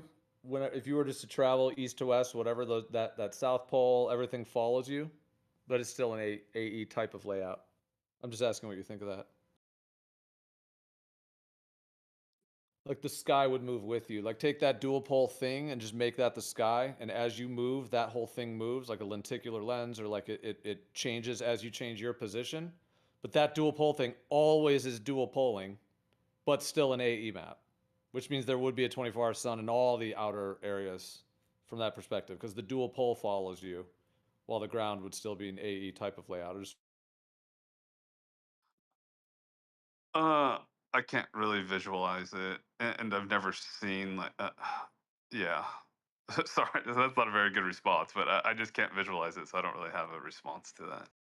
Yeah, I'm not really like a graphics person, but I was hoping somebody could take like I don't I never what should I call you Glory, Netty, or Concave? What name do you prefer? It's whatever. Truth Seeker is your whatever. Okay. Well, I don't want to just call you people call you Concave guy. I don't want to just call you Concave guy. I don't know if you still go by Glory, but anyways, yeah, I don't know if you're able to do this, but like if you take that like dual pole and just put it on an AE map and make it to where you can move it all around. So like the dual pole sky thing would just stay what it is, and you'd be able to move it like a, like ideally be able to like click and drag it around. I mean that would maybe take more animation, and then that would be overlaid over an AE layout is what I was referring to. Simulate light bending in real ways. I can't simulate a way for it to work on the AE setup. Essentially, what I would do is I would put like spheres and domes within domes and try to warp and bend light in real ways, in real digital ways. And I can't. I even made a video on this already. As opposed to seeing the back of your own head. I can't create a setup where where what you explained, Gio. I can't create a setup for that to work. Well, Not with real like light bending in real ways like digitally. all right, but I'm not really. No, I hear you. I'm not necessarily talking about like a whole like fancy digital thing. God, I was just trying to find a. Okay, I was just trying to. Sorry, I'm just looking for.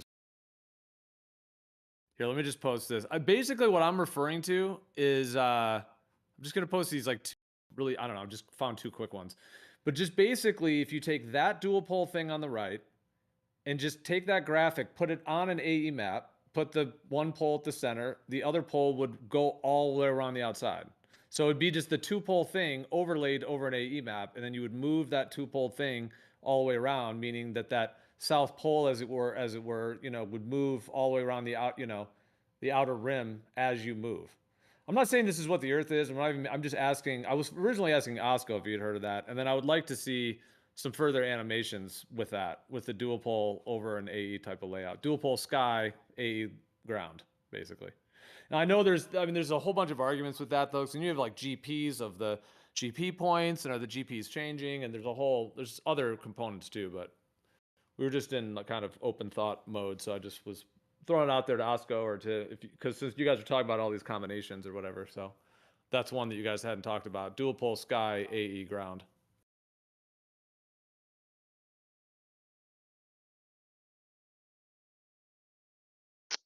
Seems like the South Pole would have to, if it is an AE map, rotate around the edge, which maybe is something, I don't know. But it couldn't just be like located at one point around the edge. Yeah, that's what I was saying. Yeah, and that's what I was saying. If somebody could animate it, 'cause then you could like whip it around and stuff. You could like move it around like a face of a clock or whatever. But yeah, I mean, in what I'm saying, yeah, that South Pole would basically move as you move. It would follow you, which is kind of what they say it does on the globe, which is what it would do if it was a globe or whatever. It would stay in that point. So it sort of half works for their model, but yeah, that's how it would have to be. Because yeah, you couldn't have it at one fixed point. Yeah, with that type of ground layout. So you could see how the distances are warped, like one model versus the other, right? Like Antarctica, for example. So everything that's moving from point A to point B would require its speed to be warped as well. For example, if we have clouds rotating, if we have a jet stream, a tight jet stream rotating around Antarctica on a dual pole model, there's a speed and a distance and a time involved in its travel, okay? If we just take this AE map and if we take the dual pole map and turn it into an AE map, that cloud, that jet stream is now enveloping the whole world. And if we were to animate those clouds with like real weather data or whatever, it would be making a massively quick rotation around the world, but the distance is traveling it wouldn't match. So the Gleason, this is my opinion, the Gleason map for the southern hemisphere, anything that's measurable with a distance is fucked. Stars, clouds, sun, water, waves, seismic waves, literally everything is distorted. So, we could sit here and try to imagine some kind of, and I'm not speaking for or against anyone here, but some sky mechanism to somehow make the warping of the light, work somehow, some way. We would still need to account for the warping of the measurable speed of literally all phenomena that we measure in the southern hemisphere.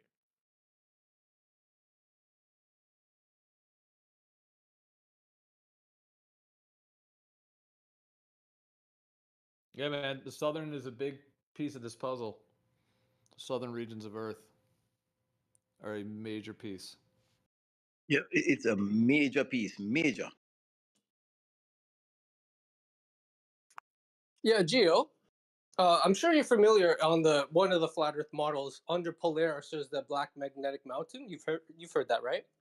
And you've seen that in the maps. I wonder, would there be a South Pole Magnetic Mountain, just like there would have been a North Pole Magnetic Mountain?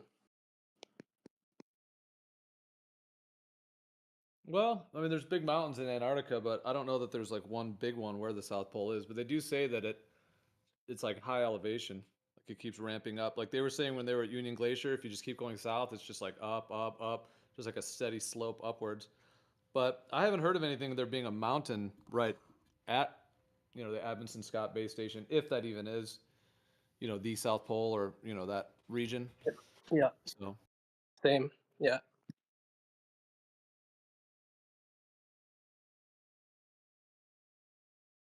And we are just so limited to what we can access in Antarctica, So, I mean, it's just extreme limitation of what we can really. There's like 3 spots people go basically. It's like Amundsen, McMurdo, and Union Glacier. And I guess the Arctic Circle entry area there, or the Antarctic Peninsula.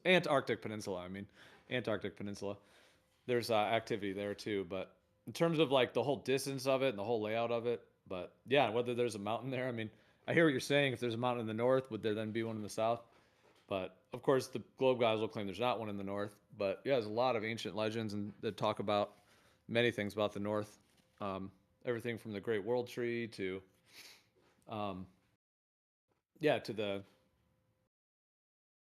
Mount Meru from the Vedic traditions, and there's so many, yeah, like Shambhala, Hyperborea. It's pretty interesting, all the connections to the North Pole. And they got that early warning system and shit in the north, so like they're checking for us.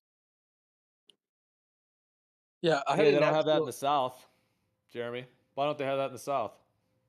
There's no distant warning, early warning system for them. They're not afraid that South Africans are going to shoot missiles over to South America? I guess not, because they're afraid Russia was going to send them over the North Pole. So somehow they don't have that in the South.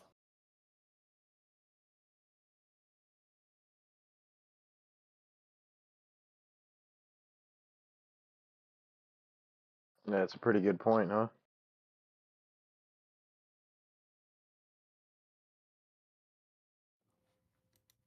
Well, there may be some, like, I think with the Antarctic Treaty System, with that whole thing, there's probably some range that, There's but gotta just be. not, but not the same, like, yeah, not the same kind of as the early warning system. Well, how did they bust that the berserker on those was it like 2 or 3 attempts to get down there, and they knew like every time.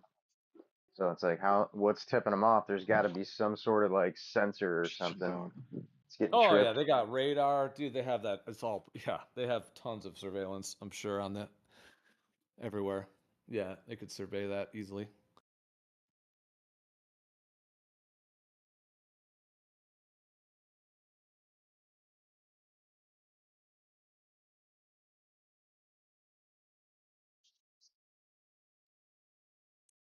You have the word out in the word south.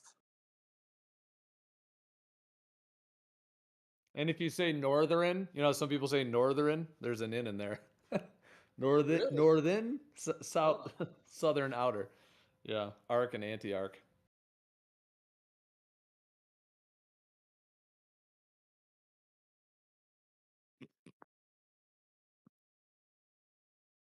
Oh, Gio, do you know those 3 places that you mentioned in Antarctica? Is that, I wonder if that's where NASA is releasing, or any of those 3 that you named, or any of the locations NASA is releasing those high altitude balloon satellites.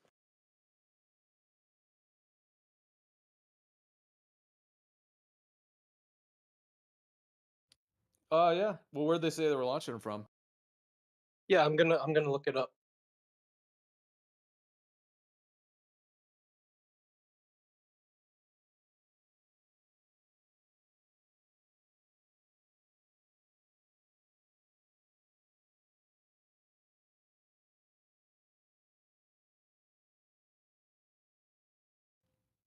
Do you guys know there's a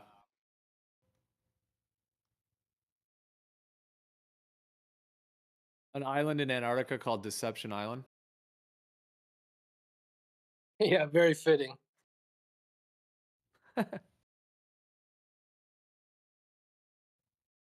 And we'll call this one Deception Island. It's just a coincidence. It's Definitely. funny. Yeah. There's Secret also society. there's also the mountains that are called like Dome A, Dome B. There's like they use the word dome on a bunch of the mountains. Pretty Do you know interesting. why? Do you know why that is?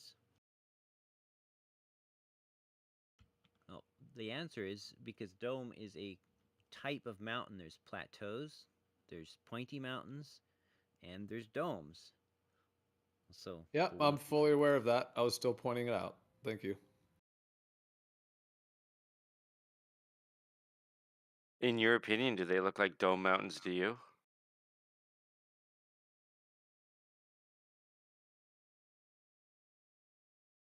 you asking him or me? They all look like dome mountains to you? Well, I haven't looked at all of them, but my guess is all the ones that have dome in the name do look like domes. More than plateaus and peaks and stuff. All right, what do they call the ones that look like pyramids? Probably pyramids. Pyramid Mountain 1, Pyramid Mountain 2. There's actually a Pyramid Mountain in my area. Yeah, but why would they call if domes are used for other mountains? Why would this one be just called dome? Well, they Why is put only in numbers. Antarctica? They didn't call one in Wyoming called it. They put numbers on them, right? There are actually ones that are called Dome Mountain. There's several. One in Colorado, Dome Mountain, Wyoming. Well, there's a Pyramid Mountain in my area, so maybe it's Pyramid Peak. I don't remember. Yeah, there might be a little literal pyramid though in Antarctica. You ever see that one? That shit looks very close to a pyramid. If there was going to be any ancient secrets and shit, they might have been preserved in Antarctica. There's pyramids all over this world. I know China got mad pyramids. I'm saying check that one in Antarctica. If it is a pyramid, it's the biggest fucking pyramid that we ever seen. The base of it is like 2 square kilometers or some shit. Valkyrie Dome, Titan Dome. Huh.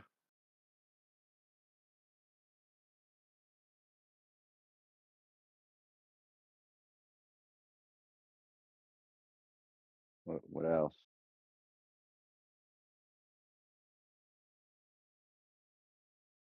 So Jeremy, is your lenticular sky a dual pole sky with an AE layout, AE map type of layout? Is that what you think of when you think of it, or something different?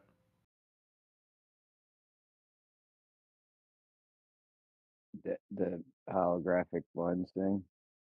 I don't know, man. I can't really put it all together in my head. It's a lot because there's a lot of ins and outs, a lot of facets. You know what I'm saying? How do you go straight on the equinox and come back to yourself? No matter what the sky's doing, that's tough.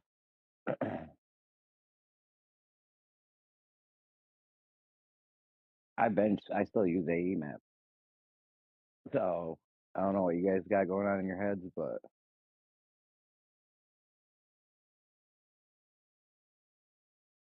the lenticular lens feeling is pretty fire because you could just be standing anywhere and that's what you see, just like how it works. You change your angle, that's what you see. No, that's what I was saying. So if you had a dual pole sky over an AE map, that's what it would be. The lenticular feature would be that when you move, that sky has that lenticular effect, but maintains that dual pole structure.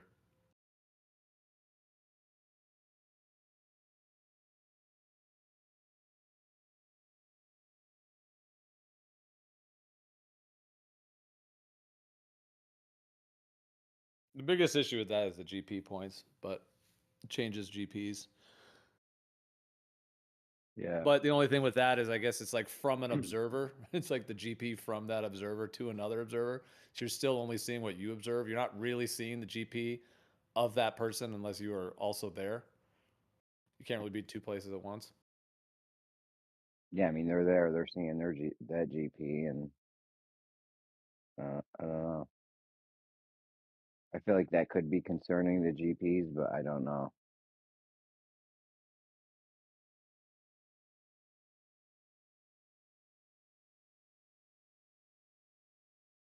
I mean, that's a dope idea though, the hologram. You know what I'm saying? You're a little kid, you change your angle, you see something different on the little hologram thing from the 80s. We had these all over. I feel like these were everywhere in the 80s, right? Like on cereal boxes and Well, don't it you makes remember more seeing a lot of those? Well, it makes more sense to me. I mean, I think they're making this way too complicated because stars are nothing but visual. Well, we can't do anything other than see them. So why Not can't it be tangible. that? Yeah, why can't it be that anybody in the South, wherever you are in the South, say you're in Chile, when you look south, the stars have a pole movement. When you're in Australia, when you look south, the stars have a pole movement. The stars move according to where you are on the Earth. It's Yep. because it can't be. I mean, it can be that way easily because they're Yo, that's only dope. visual. I'm sorry. Yeah. No, I just wanted to say something. Geo just posted a thing. That's dope right there. That's 3 of them. He's got 3 of them going on. This thing in the sky I'm talking about, there would be like so many. You know what I'm saying? Like Like infinite. would that? Yeah, bro. It'd have to be like crazy. Like I've never seen 3 before. I've only seen the 2 from when we were kids, right? Weren't they everywhere in the 80s, early 90s? And shits were everywhere. They were putting them on cereal boxes, soda Yeah. cups. Like them shits were everywhere. The Happy Meals.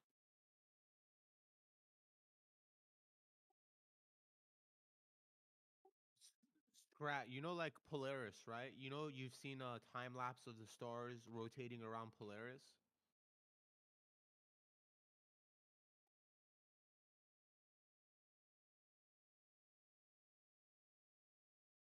Say it again.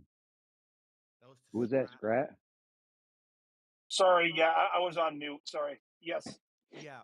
Okay. So the idea is that the southern stars is another one of those things. There's stars rotating around an axis. It's a whole unique field of stars, right? So it's not like a reflection of the northern stars. It's everything is unique in the southern stars.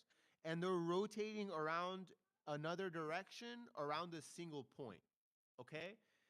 Anyone in the southern hemisphere, when they look south, they're always going to see that unique set of stars rotating around the single point, and that's all they're going to see. Just like stars in the northern hemisphere, if you do a time lapse, you'll see Polaris and those stars rotating around it, and that's all you're ever going to see. Right. Well, Just okay, I understand this. Okay. yeah. Now, my Okay. point is, why can't it, since stars are only visual, why couldn't the creator have made it so you're going to see the exact same thing no matter where you are on Earth? It doesn't have to be, maybe you're seeing like the people in Australia. Well, actually, it's nighttime You shovel that or up there? daytime when it's nighttime in Chile, right? Look. You know how in the northern Yeah, no doubt. hemisphere, like Canada, That's fucking dangerous. Iceland, We fucking gotta have something Russia. there or something. What's that? You know I, how the northern stars, okay? You I'm know just the telling you. land masses situ I think Jeremy's hot micing. Just a quick little point. Yo, my I've been bad. looking up. You cannot find pictures of these fucking mountains in Antarctica. All right, Scrat. You know how the northern stars, you know how countries around the North Pole, when they look north, they're looking at the same thing just from a different vantage point. Does that make sense? Yeah, absolutely. Okay, makes perfect sense, right? So they're looking at the same thing. The same kind of thing is working for the southern hemisphere, except they're all looking at opposite directions at the same thing. And that's my point.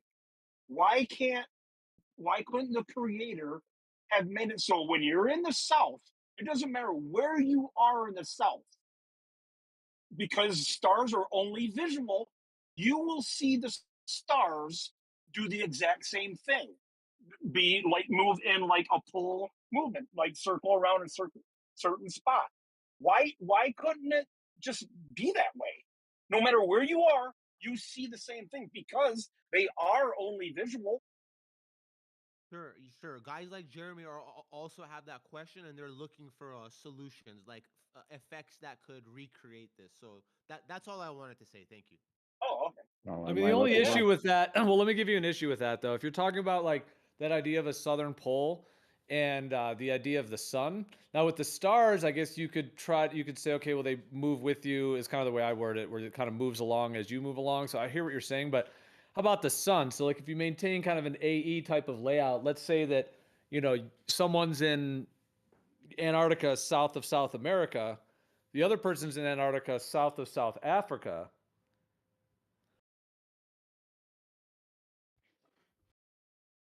Well, the sun and the moon are completely So, different than well, the stars. but what I'm saying, I guess what I'm saying is that if they were 180 degrees on the other side of an AE layout, and they're both getting a 24-hour sun, does that now mean there's two suns, or they're only getting their own sun? And the thing is, if they're only getting their own sun, but that sun is also what causes day and night for everyone else on Earth. You know what It's I like mean? So, Yeah. I thought there was no 24-hour sun in the south. No, there is. 100%. There What? is. Yep. Yeah, they went to Antarctica. There's tons of footage of it, and I there's thought every video of it was doctored. no, that's completely false. There is 100% a 24-hour sun there. Okay, well, it's been a while since I've been on here, so that's news to me. All right, thank you. I guess I'll say 99.99 because I haven't been there, but Bro, are you serious? You don't know about the final experiment? No, it's been a long time since I've been on here, so I'm kind of like way behind on things. you didn't know Whitsitt and Jaron and all those guys actually went there to Antarctica and saw the 24-hour sun? I did not. I did Oh. not know that. Okay. When did this come? December 14th, I guess 15th or so, middle of December. Oh, so it was last year. Okay. Yeah, it's like I said, it's been at least a good year since I've been on here, other than just coming on to see what the conversation is and then going away. So this is actually all news to me. That's interesting. So it's confirmed 24-hour sun in the south. All right, cool.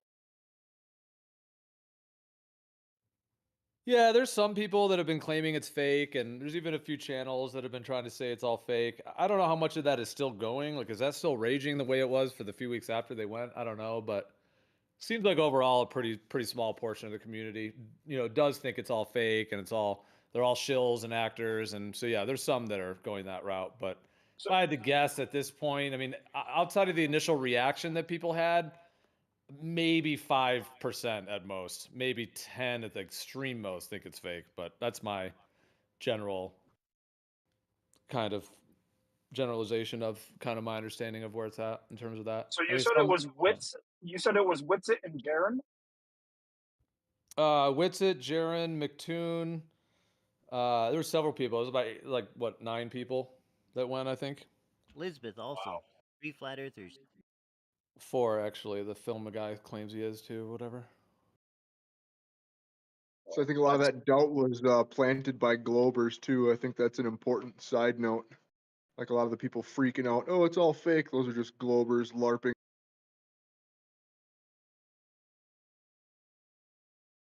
And unfortunately, it worked. I'm not saying it was all of them. It was half them, but obviously, flat earthers be an excitable crowd. So there's that. Yeah, there was a few things that posed some red flags. Like, for instance, when they were asking for the passport stamps, Jaren didn't have the Antarctic passport stamp, but Jonathan did, and who else did? I think McKeegan had the Antarctic stamp. Jaren just had the Chile stamp.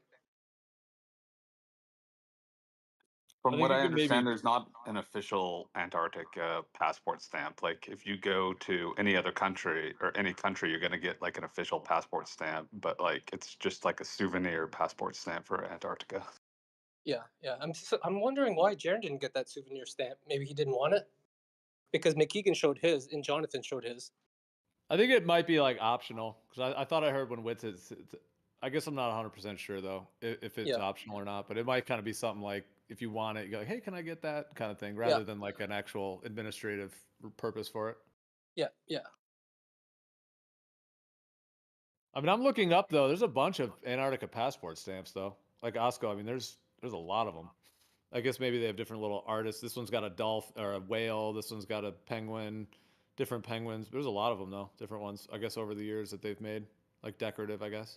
Yeah, that's what I'm saying. Like, if you go to another country, like you get your passport stamped like when you go through customs, but there's no customs down there, and so I'm assuming you just get your passport stamped by whatever the industry or organization you go through or something like that. Yeah, like ALE just has them or something, and they just pop them on there or something. I don't know. Maybe the airline does. That's a good question. Yeah, because it's not like an actual official passport thing or stamping thing. Although it would be really cool to have a stamp from there. So I'm kind of jealous. If you have to renew your passport every X number of years, so the thing's gonna go anyways. Once you have to turn it in to renew it, or I guess you can keep. I don't know. Can you even keep your old one? Yeah, You Don't can you say have you it? lost it. What? You can say you lost it. Oh, you have to lie and say, okay. There's no I other way don't. though. I'm Yeah. not sure, but I know that you can say you lost it. Yeah, you can keep it. Like I filled up my passport book or whatever, and then I just requested a new one and just got a new one.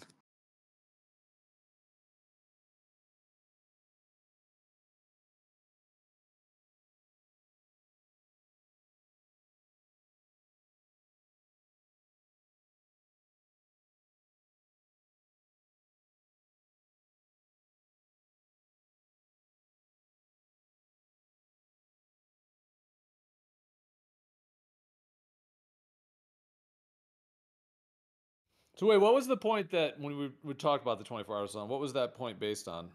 Were we still on that? Like the maybe we don't where we were, but yeah, because it kind of went to that. But do you remember where we were? Where we were? I don't, but I think it's like amazing, like not in a mocking way, but that like this guy doesn't know about the final experiment because like in my world it's a huge deal. And so it's just so funny that someone came here and is unaware of it. I think that's awesome. Well, I already told you I haven't been here in probably well over a year. Yeah, I Dude, mean it yeah, makes I total felt the sense. same way. It was funny. I'm sorry. Go ahead. Well, it makes total sense. It's just like shows that like, like people are in their own worlds, and like everything doesn't revolve around like these discussions all the time. Well, Scrat, I mean, do you have like do you have like any subscriptions to any like channels or anyone out there saying anything about it? Like you didn't see anything come up on your feed. It hit the news. It was like on the news, flat earthers in Antarctica. I'm just surprised. Like you didn't hear a peep of it. No, this is the first ever. Well, I've stayed away from this whole flat Earth debate discussion thing for, like I said, well over a year. I mean, there were times where I came on here hoping to talk about it, but usually the vast majority of the time they were talking about something else. So I just went right back to my books and listening to books and music and stuff. And like, it's just I haven't really been here for to hear about it. You said it Well, was on the national news. Well, it hit some news. It didn't really hit the biggest like top end news. It kind of hit like the mid range stuff. So it was on like some of these somewhat smaller channels. But yeah, it was out there. And it got, I mean, in terms of mainstream coverage, like not, yeah, like I said, not that highest level. But yeah, but there was a good amount of articles and plenty of slander and all the toxicity that you would expect. Well, Let me see if the main thing I've been focusing on, or watching the stuff, is like the old world stuff, like my lunch break, his videos, and every stuff like that. let me see if I can blow your mind real quick. Will it surprise you to know that Jaren from Jarenism is now a Glober? Yeah, actually, it would. Yeah, no, Really? he flipped, dude. He's full. Is it Yeah. just because he saw a 24-hour sun in Antarctica? Sort of. I mean, you could listen to his whole channel.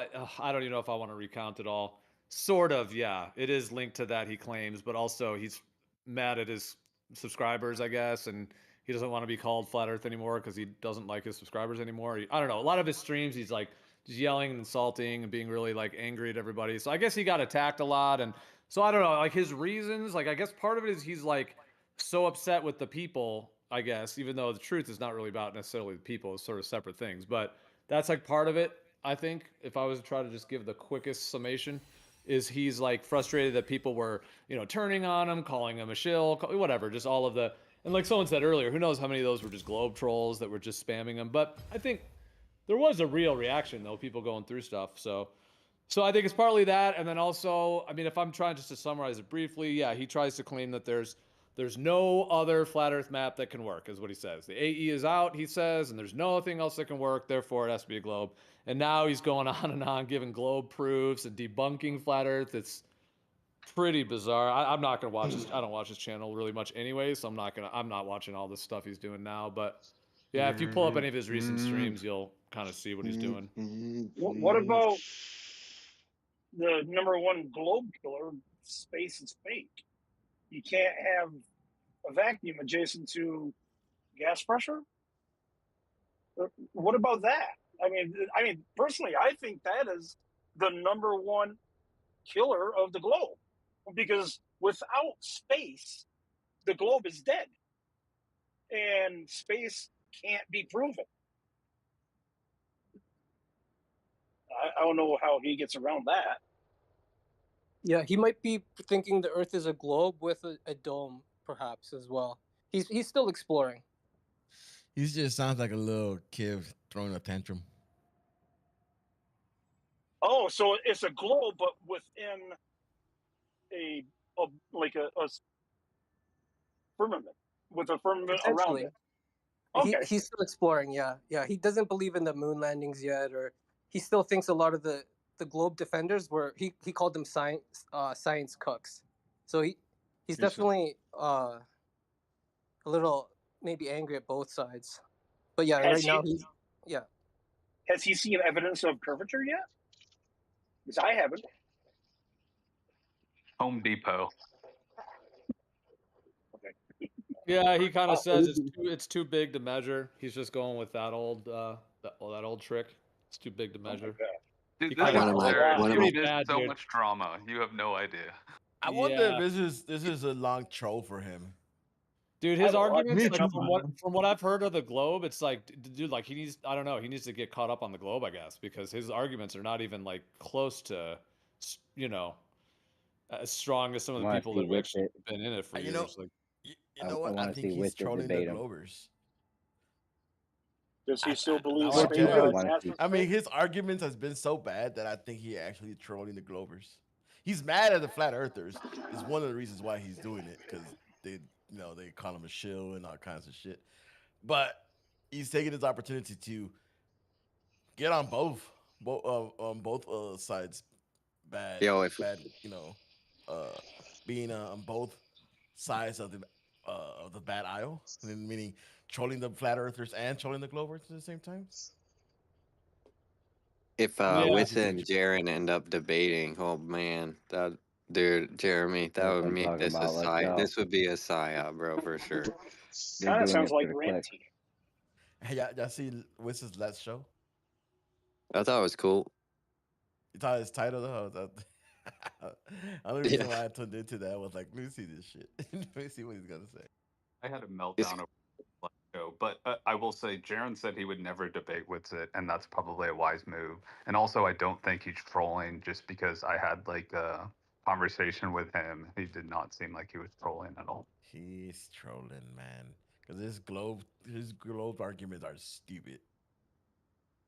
Yeah, you that's the can't only be thing that's a little serious. surprising. They're almost so bad that it's like, are you joking? Are you trying to make globe like make it look stupid or something, that you went back to the globe and then you just have all these really simple arguments that everyone can just kind of brush off, like it does seem strange. You would think if he's been in this for so many years, he would, if he's gonna really argue for the globe. No, I'm just saying from the limited I've seen. I haven't watched all of his streams and heard everything, lately of what he's been saying. So I'm just talking about some of just like the bullet points, some of the general ones that people Dude, what here if have said, some that I've heard on his channel as well. Just kind of some of these basic things that he's saying. what if he got like honey potted and now he has to like pretend to be a Glober and they got him by the balls? Well, And somebody said, essentially, I don't have like documentation of this, but somebody said that Jaren said once, like back in the day, that if he ever flipped to the globe, that he would be that he's compromised. That's the way you would know he's compromised. Somebody said that. I don't know if he really did say that, but there you go. I heard supposedly that he said that he'll definitely flip over for the money, for sure. Have you guys heard of instant hypnosis? It's essentially a technique used by master hypnosis people who practice hypnosis. Essentially, what they'll do is it's a technique to bypass the subconscious mind and go bypass the conscious mind and go directly to the subconscious mind. It's really interesting. Like, for instance, the technique would generally involve touch. So they might reach out the hand, and then when the unsuspected victim reaches out his hand to shake the guy's hand, what he'll do is he'll jolt the individual to stimulate the subconscious mind, and then he'll put in a command. I've seen it before, instant hypnosis. It's a technique that I think when someone is finished training, They go out in the field and they practice their technique. I don't know how we got on this, but have you ever seen the thing where they'll have the fake hand, and then they'll have the real hand behind a arm behind a curtain, and they'll do the same thing to the fake hand, and the guy can see it. Like they'll rub a feather along the fake hand, and the guy's looking at it, but they'll also rub a feather along the real hand at the same time. The And Phantom Limb. Yeah, I've seen yeah, that. an Yeah. event. That's pretty neat too, right? Your thing sounded cool too, though. I just wanted to bring that up real quick. Oh yeah, Well, definitely. I The don't even Huey. understand the thing. The thing you said, I don't even think I grasped that. Oh yeah, it's called instant hypnosis. So essentially, what they'll try to do, because the conscious mind will always try to protect someone. They'll say, so if someone says, "I want you under hypnosis," the conscious mind will say, "No, I'm not going under hypnosis." It's like a self-defense mechanism.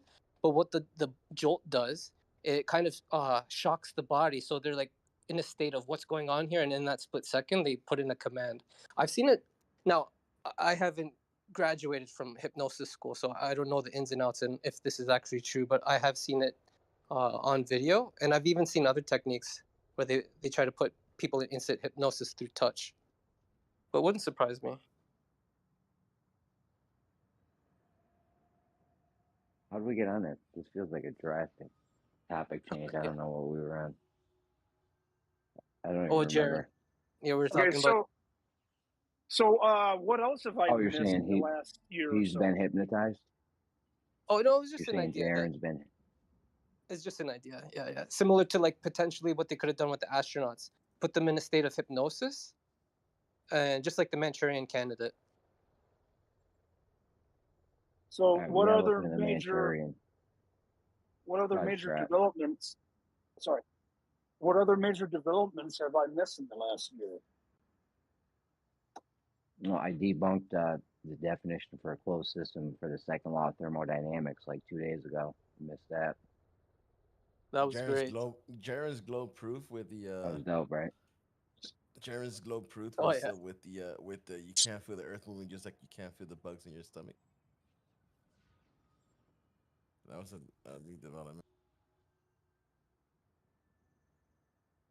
Yeah, yeah. Yeah, Jeremy, remember, and Dr. Faulkner was here, and you had to get him to think about it. He's probably thinking about it, and when he comes back, maybe he'll have some more insight or thoughts.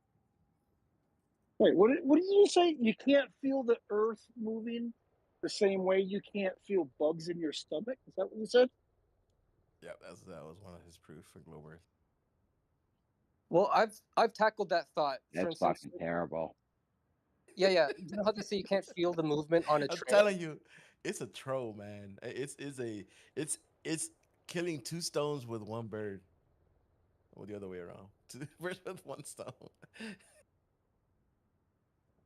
Because he's getting back at the flat earthers for calling him a shill, and then he's trolling the globe earthers at the same time, dude. Like, how could you not enjoy that? He probably, dude. My guess is, if I had to take a wild guess, I would say Jaren left more because like we pushed him out and shit. Like our peoples were probably going at him crazy. You know what I'm saying? And I don't know. That probably no had a doubt. factor on. Probably had a factor at least on. Absolutely, I've Yeah, no noticed that. doubt. So that's why I'm saying that's why he's getting back at the flat earthers that call him a shill, meaning he's gonna say, fine, then I'll use my shit to promote the globe. But at the same time, I'm gonna give the worst arguments for the globe, and they're gonna buy it. So does Kiwi and Huckley, or what's his name? It's been a while. What does Oakland? Kiwi still hate what's it? Yeah. Oh, okay, so that's They the gotta same. be. Okay. It's on site. It's on site with them dudes.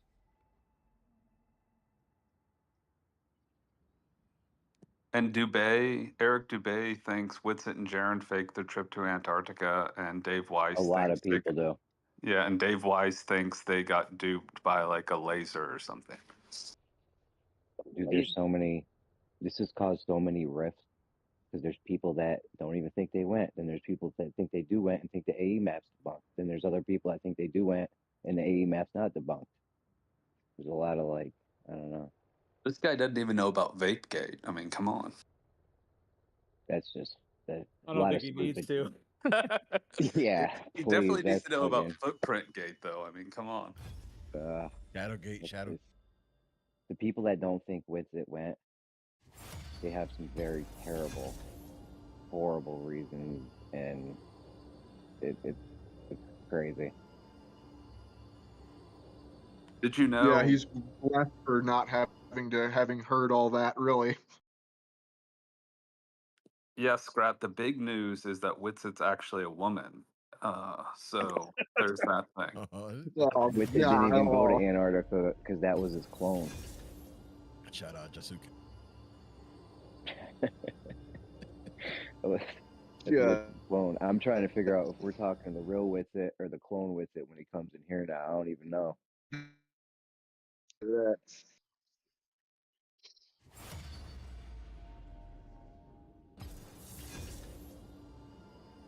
As you But can how? see, you missed some fun stuff, but No, just not fun. No having fun. No laughing. No jumping. No running. No smiling. fine, I'm triggered.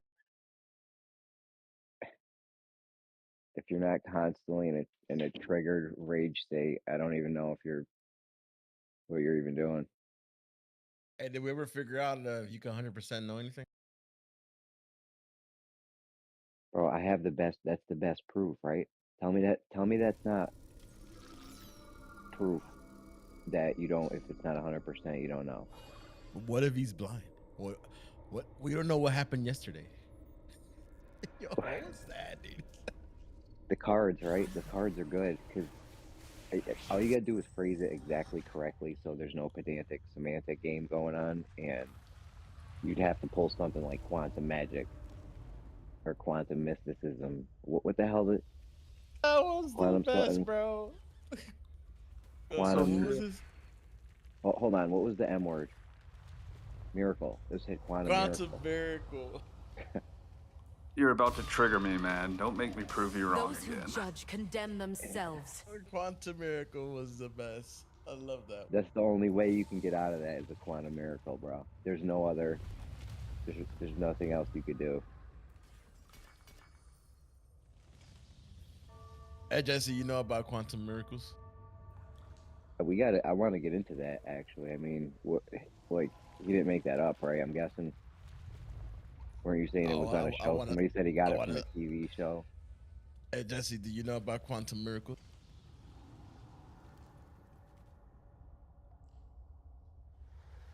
I'm about to Google it right now. Hold Ask on. me that. You asked me that. I was asking Jesse. Oh, okay.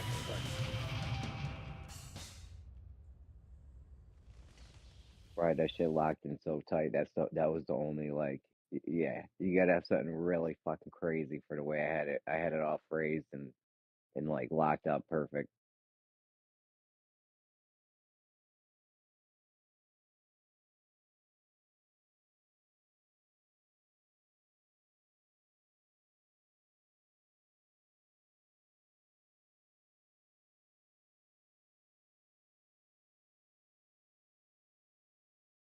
I'm not getting anything. Oh, here we go.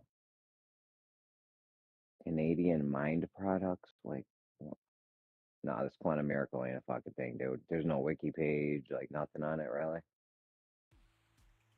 I found something on AI. It I got says a quantum product miracles on are Amazon.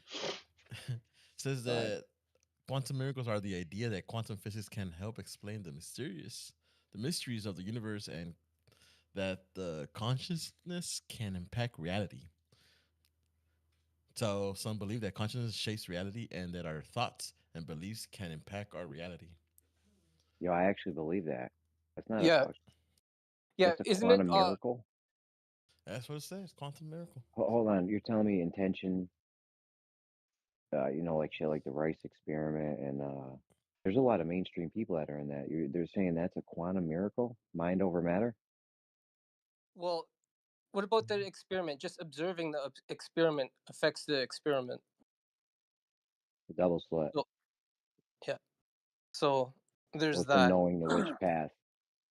Technically, it's like knowing which path because you're not really like You're not actually like looking at it, but whatever, it's not important. I don't know. What he was trying to equate it to was to quantum hocus pocus.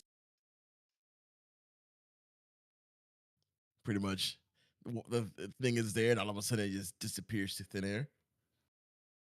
Or it changes, or I think he had it changing or disappearing or something. Yeah, All just to whatever. avoid answering the question. We know cards don't just like disappear or like change. You know what I'm saying? So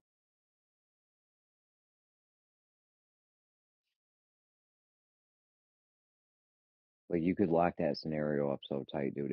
It shows that you only know if it's 100%. Even by saying it's 99%, you're admitting right there on the spot that it could be another way.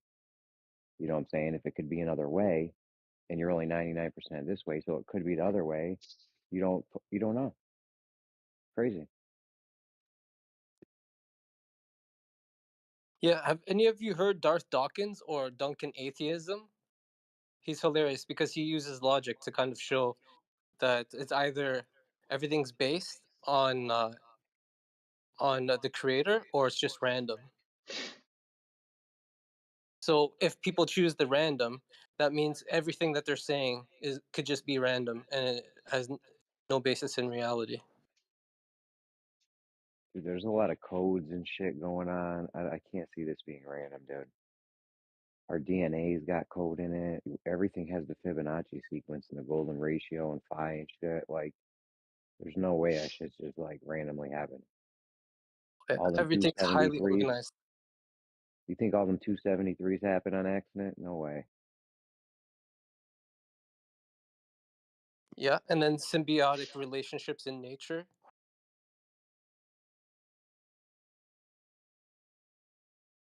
Yeah, there's a lot of things that need other things to even survive, right? Like if we didn't have the bacteria in our stomach, wouldn't we just like die, or can we live without it?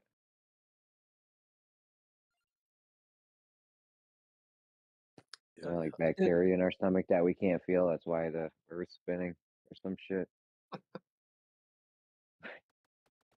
Bro, you think, yo, Yeah, but I mean, you're not making an argument that you would feel it, though, are you? the bacteria? No, if it was a globe and you were spinning on it, are you saying you would feel it? I do.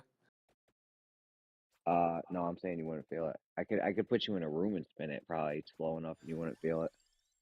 All right, so you're agreeing. Definitely Yeah, feel it. Because you're according to thing, you'll feel acceleration and deceleration. You'll definitely have to feel it because the globe accelerates and decelerate. Yeah, but it's so small though. Still an I acceleration. don't think you'd feel it. The change Kosho in claimed that he velocity. had tests. No, I hear you, but Kosho claimed that he had test studies they did where they would do this with people, like accelerate them. They wanted to see the threshold on where you could feel it and where you couldn't. You know what I'm saying? And I think it was way under what the globe even said. Yeah, it's several orders of magnitude. The globe is 15 degrees an hour. The human brain can only detect like, you know, 1 degree a second, something like that. It's a very high rate compared to the globe rotation. Yeah. So someone at the equator, potentially the tangential velocity is 1,000 miles per hour, right? And then if you were to get to the poles, it's negligible. And then if you want to forget that all completely, just go to the Earth traversing in its orbit around the sun at 60,000 miles an hour. Yeah, And but you're what's missing the the point physical that Jeremy's barrier? making. This is about acceleration, how fast you're rotating or accelerating. And those things are very low accelerations as well. You're not changing direction very fast at all. Okay, Dude, yeah. if we put you in a room, think about this. We put you in a room, right? It's one of them floors like Jamiroquai had or something, right? So you're just in a room with no windows, and you rotate the whole thing, but you do it once every 24 hours. Like, I don't think you'd be able to feel that. It has to be I'm pretty rotating sure you wouldn't constantly even without notice that. change. But if you're changing directions, you definitely feel acceleration. Yeah. So what about on a centrifuge? Like Let's in say an we orbit. yeah, Go let's put ourselves in a centrifuge and let's lock it in at 8 Gs and sit there for an hour at 8 Gs. And then we take off the bodysuit. Is that even possible to take off the Or you bodysuit? ain't gonna make it 1 second at 8 Gs. All right. Yeah, you'll So the faint. body, I believe the body can definitely detect motion. And if we don't detect it consciously, our body will shut down for us to save to save us, I guess. Yeah, but this rotation they're talking about. All right, go 8 ahead. Gs is different to 1/8,000th of a G, which is what we're dealing with for the motion of the Earth around the Sun. And the daily motion is less than 3% of 1% of a G, something like that. 0.03 meters per second compared to 10. So it's way beyond the threshold of anything we can detect. That's what I'm saying. Like Kosho, you guys have never heard me argue this because I've been through this years ago with Kosho, and yeah, he claims they did studies on it, dude. What were you saying, Elbow? You were talking about an orbit, or like Or with the where's the Earth change? accelerates and decelerates. Not the rotation though, the orbit.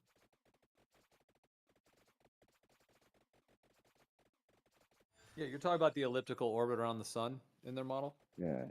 not the axial spin of the Earth, axial rotation Well, of the Earth. Yeah. Here's one thing, no, Geo. Listen to this. Say you go from the pole to the equator. Now you've done a pretty big change there. That's what I'm That's saying. still been up in our that's still been up in the question with my mind because you've went from 1,000 to 0. Yeah. Well, just the idea that you can be going in a circle at 1,000 miles an hour and not feel it, that's mind-boggling to me. That's just moronic.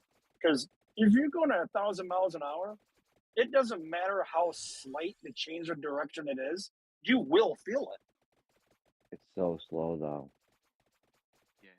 So slow. It's once 'Cause it's every so 24 big. hours. Like Yeah. It's because of yeah. the size. Yeah. Just try turning on the spot once a day at 1,000 miles an hour. You don't know. You can be flying in an aeroplane at 1,000 miles an hour, and it's got to do quite a large rate of turn before you'll feel it. Yeah, you're saying that because it's so big, you don't feel it, and that's actually the opposite. The further you are from the spin, the faster it gets. The rate of Yeah. change of direction is still slow. You're doing 360 degrees every 24 hours. Yeah, but That's regardless, what I'm going saying. I around can't even when think you of go this. around on a circle, when you're doing a circle, it's a change in speed acceleration. Yeah. Change Because is a change in direction. you're constantly changing direction, so it's acceleration. You feel any acceleration. Okay, so You can't feel any accelerate. you guys are being Hold on. facetious saying that you won't feel it, right? Hold on. You're telling me you could feel any acceleration. You're saying any kind of circular motion, you're going to be able to detect it. At 1,000 miles an hour, yeah, I believe you would feel any. No, Yeah, it's it not is about the speed. It's about That's what they want to tell you, dude. I mean, you don't buy into that bullshit. It's not the speed. What do you mean? It's not the speed. What? Did we just say it's acceleration? It's the acceleration. It's acceleration, but when you're changing directions, it's definitely the speed has a lot to do with it. But that is the acceleration. Yeah. Yeah, but you're changing in direction. You're basically undergoing a constant acceleration. So if you go back to what circular motion is and what causes it, if you're traveling in a straight line and somebody pushes you from the side, accelerates you from the side, you will go in a circle. That's the nature of circular motion. And that's what's happening on the edge of the Earth. You're spinning in a very large diameter circle. There's a constant force in one direction, is keeping you traveling in a circular path. And that is the accelerating force. And it is very, very small. Yeah, and your body will definitely detect acceleration. Yes, I Yeah, agree. but to what extent though? Because I mean, hold to on, what Dazza. extent? To what Yeah. extent What's though? the threshold? Any hold on, Dazza. Sorry, mate. Yeah, that's what I'm saying. Where's the threshold? You're saying any amount, even the slightest little tiniest bit, you would think you'll be able to feel. I mean, have you tried it? I No, I don't know. Maybe you ever get in a car? Right. I don't know. I don't know. Maybe not. Okay, well, who wants to do the math? It's Well, they just claim do they've the done tests. what's that? Sorry, go ahead. Well, they claim they have done tests to see where the Yeah, threshold was, and it's they've Well, claimed I to mean, have tests first for gravity as well. Can you please provide it? okay. So how fast are we moving per second at the equator? it, it's not about How speed how though. how far? I'm sorry. It's Let me change it. How far will we move in 1 second if we're spinning 1,000 miles an not hour at the about equator? it's not about speed, bro. It's about the acceleration. You can't feel speed. I don't think. I've checked that. No, you can't feel I've been in constant speed. It's I've Yes, been in I fifteen hundred. agree. airplanes and shit. It's 1,500 feet a second at the equator. 1,500 15. feet every second. Yep. Okay, so basically every second you're arcing, you're moving in an arc. 15. You said 1,500 feet. Well, 1,037 is what they claim it is at the equator. So yeah, feet per second. That's 1,520. So 1,520. Yeah, So about 1,500. you're moving that far in a arc, and you're saying that you would not feel that? Really? I think that's moronic. Yeah, I don't think you'd feel that. Okay. Why would you not feel? Well, now Jeremy, I'm going to say the opposite, dude. Why would you not feel a 1,500 a second? That's like 1 second, 2 seconds, 3 seconds, 1,500 feet. 50. That's a extremely long distance to be whipping through the world, Yeah, whipping through changing space. direction, constantly changing direction. I I know, don't but think there is constant. Gio, you said it yourself a minute ago. It's because it's so big. Well, I was sort of, No, I when wasn't you really look at it, making that argument. Well, all right. when you look at it from the big scale, but move it down to every second. It's 1,500 feet every second. You're changing directions. How much direction do you change? Well, let You're Gio respond though. Guys, let Gio respond. You heard him trying to get in. Dazza, please, guys. No, it's fine. The moment passed.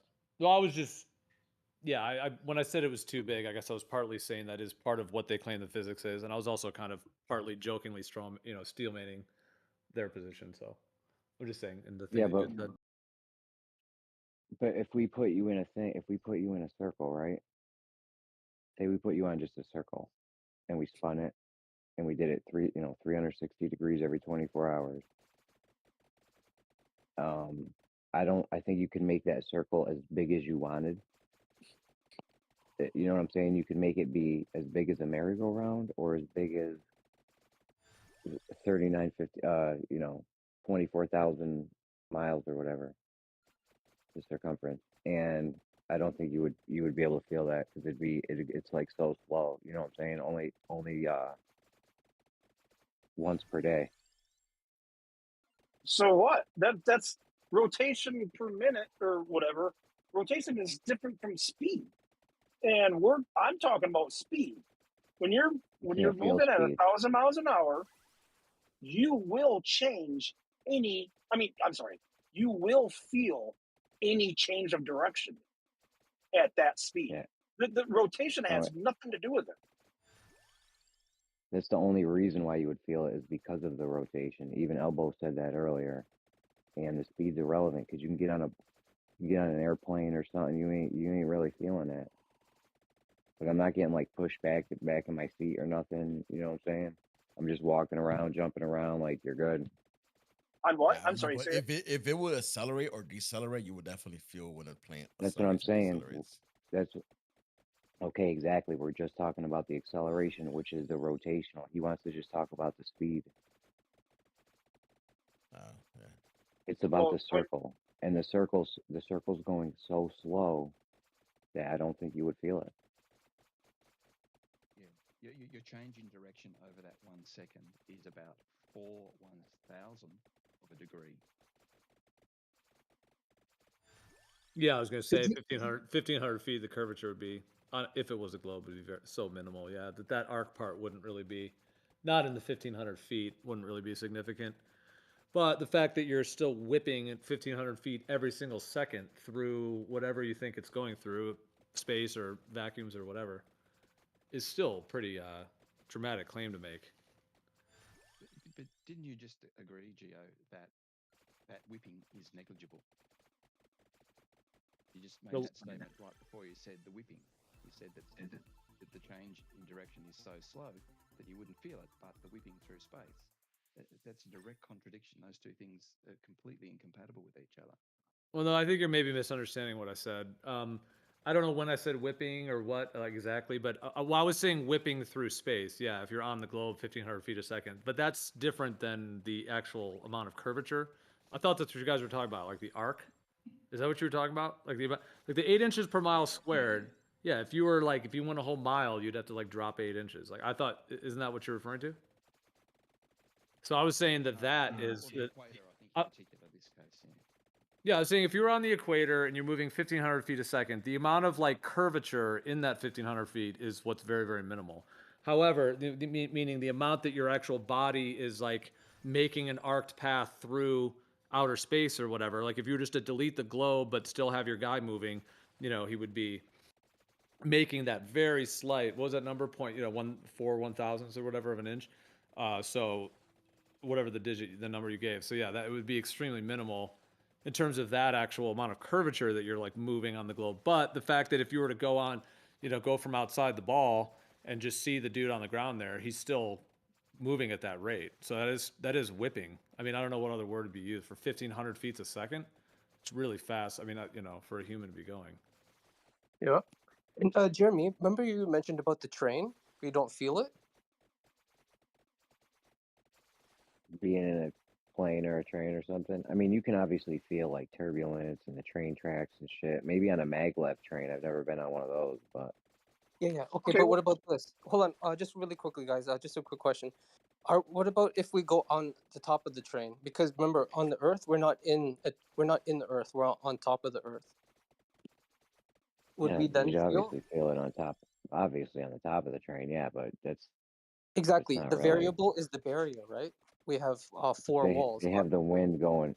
They have the air going with us though, so that's a whole nother ball of wax or ball Yeah, of jello. exactly. So that's you why I need to like to prove go that. into.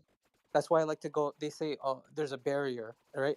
But our barrier is physical, right? You got the physical barrier preventing that sort of turbulence. And when I like to ask them, okay, describe your barrier, they talk about gravity, which is interesting. Let me ask those maglev trains.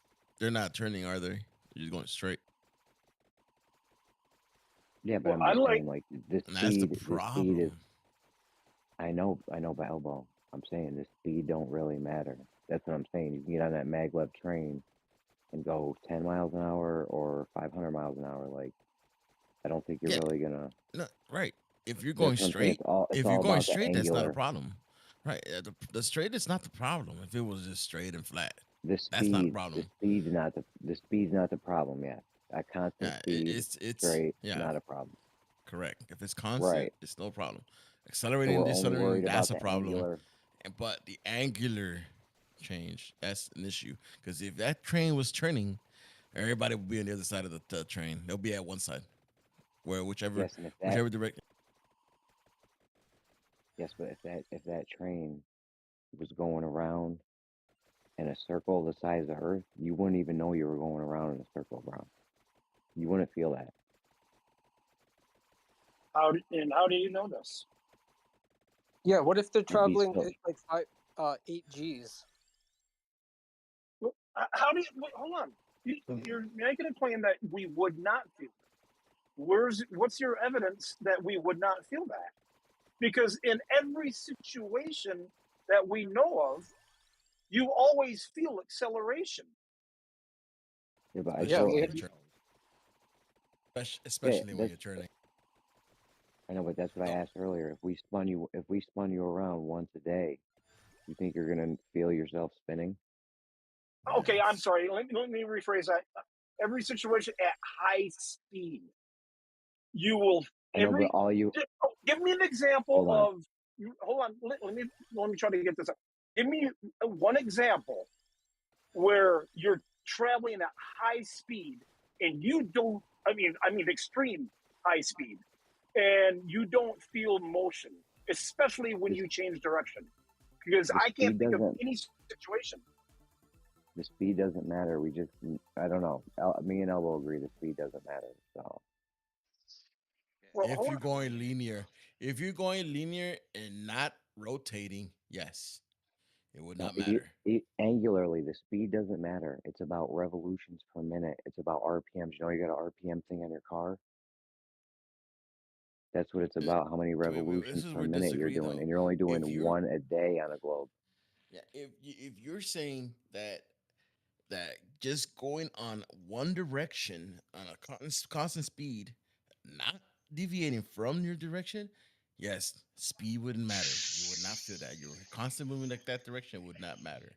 But now once you put any kind of change, which is turning, going up, going down, going right or left, you will feel it no matter what, man.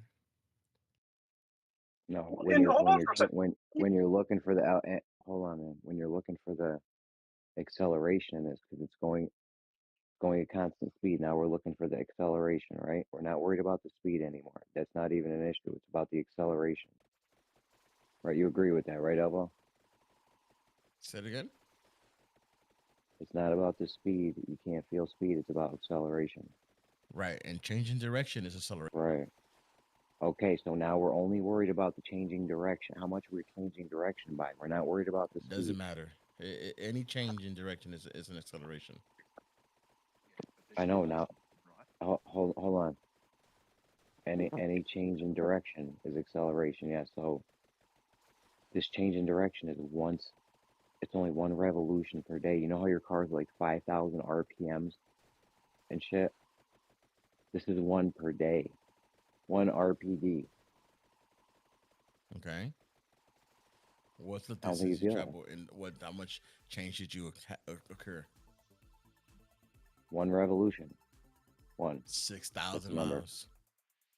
No, Bro, it ain't about the 24,000 speed. miles. No. I'm not saying speed. I'm saying locations, directions. How many times did you change directions in those 24,000 miles? You constantly were changing directions. You did it one revolution for the whole Right. day. So that change in that direction, it will definitely feel acceleration. I don't think so. It's only one revolution per day. Yeah, from what I've found, the best that a human can detect is 1 revolution per hour. That's the slowest acceleration that they'll be able to discern that kind of order of magnitude. Yeah, both sides have What? explanatory power. That hour did not. A person doesn't detect revolution. They say detect acceleration, a It change. is an acceleration, right? Acceleration is a rate of change of direction. Direction, yes. Yeah. Not a So revolution. if you're changing direction by 360 degrees in an hour and you can only just feel that, how are you going to detect a change in direction of 360 degrees in 24 hours? Elbow, it's the same thing. Revolution or rotation. Elbow, it's the same thing. Revolution, rotation. You're going around once a day. It It's doesn't one. matter. The You number is could one. go around. You could go around and once every 3 days. It's still a change in direction from in a circular path, meaning you're changing directions. How I do y'all not understand that, but there's understand a. that part? I mean, if you No, I understand that do part, understand that. doesn't matter. It doesn't matter how it could take 3 years to go around.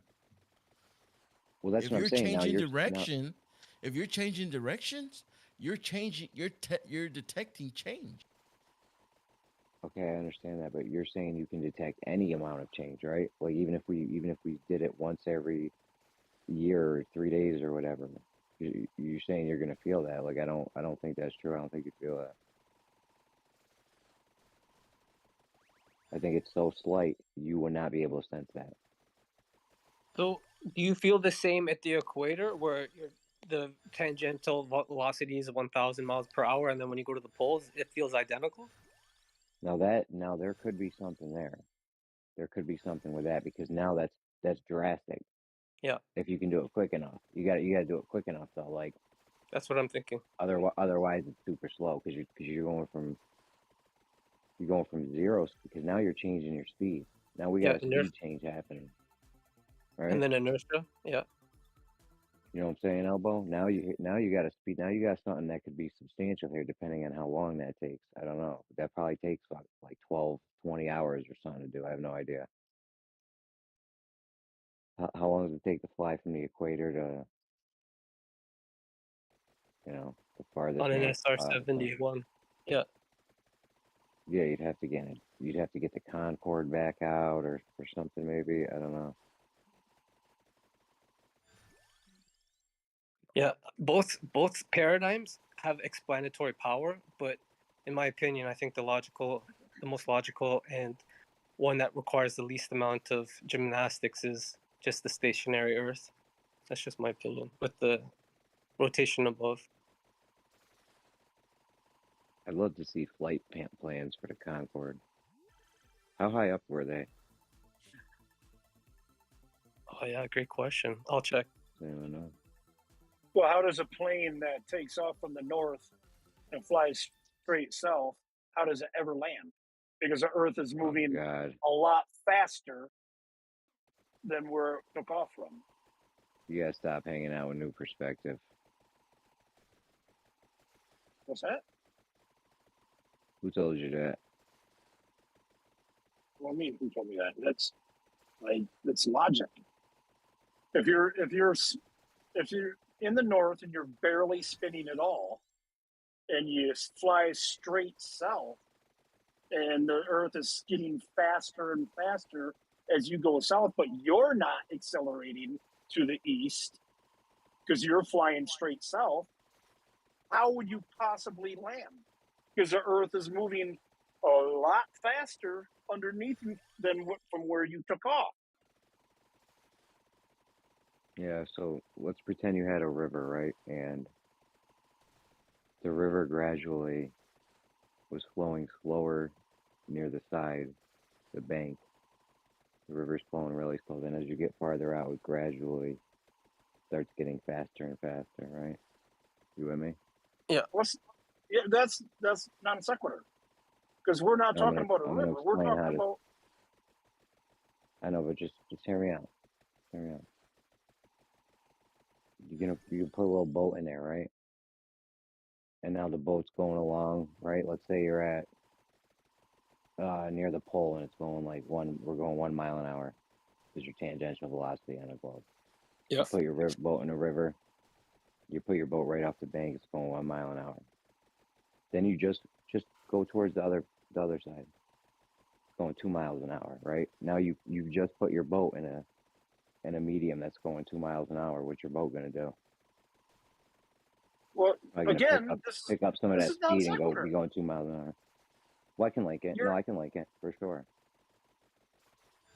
Dude, this is completely non sequitur because you're in. Well, I can link it for you right now. Then the boat is in the thing that's moving. I know. I can link it. I can link it for you right now to show you it's not non sequitur. So you take off with your plane. You're in a medium, right? You're in a fluid that's going 1 mile per hour. Then you're flying south. Now your plane's in a medium that's going 2 miles an hour. We know how fluids affect things in the fluid, and just like the boat, you pick up some of that speed. Oh, so you're talking about the air moving with the Earth? In the globe model, yeah, that's how it works in the globe, yeah. Well, yeah, but that doesn't make any sense because Dude, First of all, you need to prove that the air is the air expands in all that's the directions. real argument. That's the real argument. I've been telling New Perspective this for a long time. That's the actual argument you want to be arguing. Show me the air rotating with the globe. I know Show how that's the actual argument. The plane landing thing. That's a straw man of the globe, dude. That's a terrible argument. I'm just saying. Well, no, because don't get too excited about that one. Yeah, Jeremy has a great point. We need them to replicate this in the lab somehow and show us. Well, no, because they're making a claim that the air is moving. We're talking about a plane that's just flying south. It's on a globe, right? On the globe. Yeah, but yeah, if they're going to claim that the air is pushing the plane, they have to claim, or they have to prove that the air is moving at the same speed as the Earth. Which is not possible.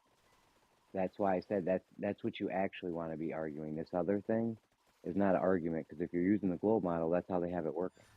But if you want to argue how do you have the air rotating with the globe, I would argue that. That's a good argument. This other thing with the planes landing, there's nothing there. That's the straw man of the globe. Straw man. I've been trying to tell Dave for months and months that that's just a straw man of the globe. Yeah. How is it? Because you're going to use the globe and then say, prove me part of the globe model I'm using. Like, that's your actual argument, is the air can't rotate with the globe. That's really what it boils down to. Okay, I think I see where you're going with this. Yeah, like the planes can land on a globe, dude. I don't know why. I've tried explaining it to him several times, but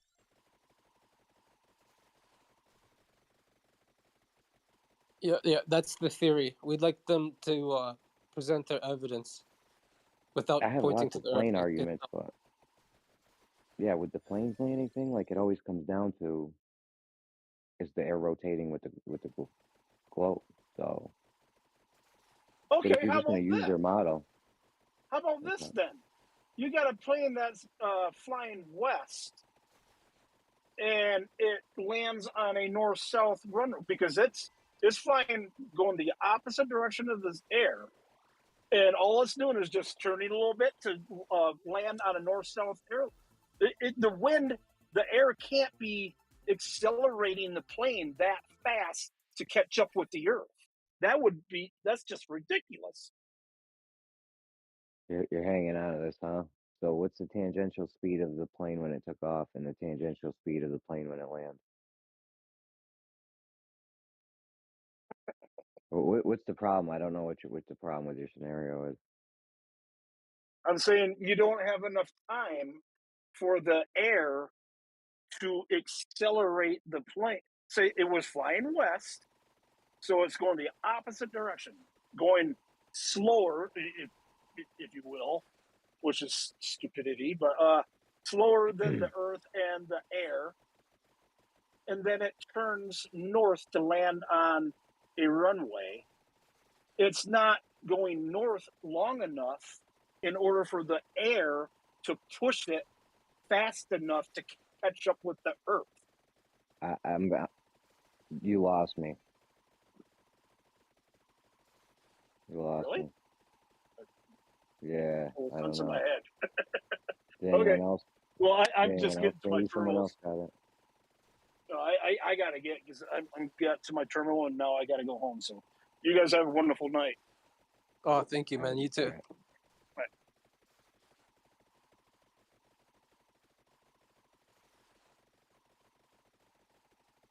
Yeah, so Jeremy, the Concorde, they say went up to 60,000.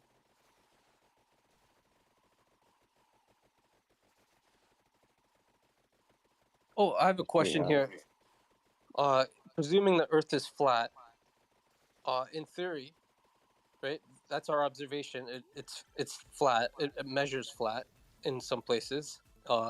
So our theory is the world potentially is a quote unquote flat. So if you sent up a high altitude balloon with several cameras that included the same POV for the human eye, you would presume to see a flat horizon, yeah? No.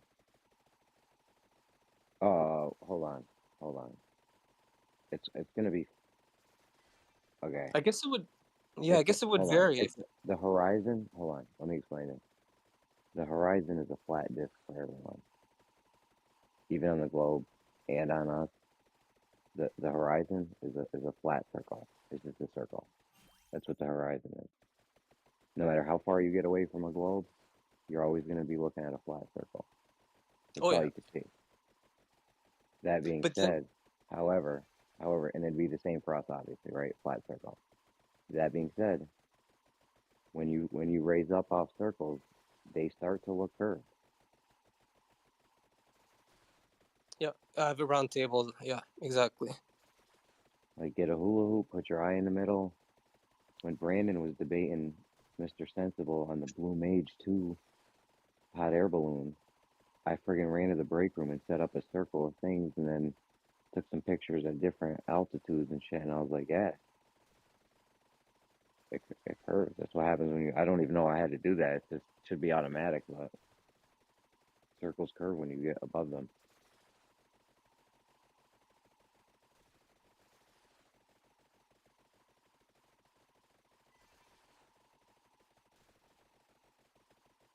But it's still just a flat circle, though. That's what I'm saying. Even on the globe, it's just a flat circle. Yeah, yeah.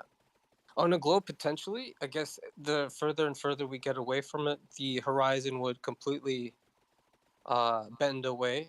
Because I do this on Google Earth. You just scroll back far enough, and then it says approximately at 19,000 miles away from the surface, you can see space start to appear around the circle, like deep space, which is interesting. So I'm trying to figure out, is that the distance we need to get a rocket to show the circle with space, in space? 19,000 Miles? miles, yeah. You can go to Google Earth right now and try it out. Scroll back and then check the elevation. Oh, I'm on a cell phone right now. Yeah, last time I did it, it was about 19,000. And what, you're looking straight down? Essentially, yeah, yeah. And then it shows the ball in space. And you can't see a whole circle. You can't see the whole ball until you're at 19,000 miles. That's right. Where space, yeah, where you have the space around it. And it's taking up the whole screen basically at that point, right? Yeah, exactly. You've got the square of your screen or the rectangle. And you got space, and then the circle in the center. Mm.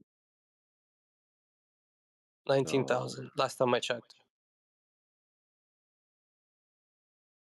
I don't know. I wish we had video from the Apollo missions. You think they would have put a camera? Cameras are all over Exactly. the place on that shit. So we could have 4 seen the countries, Earth getting smaller. right? 4 countries now: Japan, China, India, and US landed on the moon. Over $1 trillion. India tried. Some Israel maybe. India or Oh, Israel tried to crash land it. yeah, yeah. So, I mean, if they don't have that video by now, I'm just, after all the other anomalies, I'm not surprised.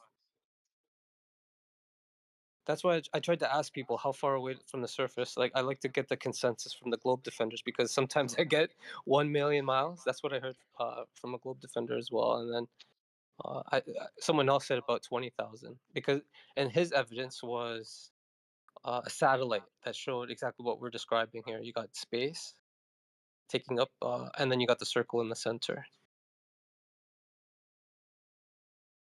So that was his evidence, I and mean, he it said about varies on your 20,000. field of view. Yeah, It that's varies on true. your field of view. We've had Sky Shark. No, what the hell's that guy's name? Stingray.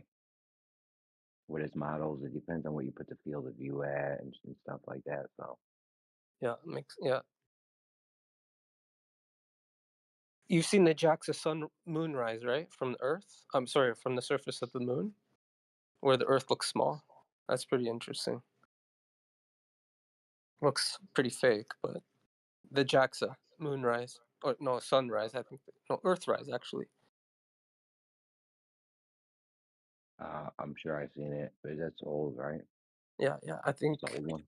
2017 maybe. The Jack says Earthrise. Showed the small Earth.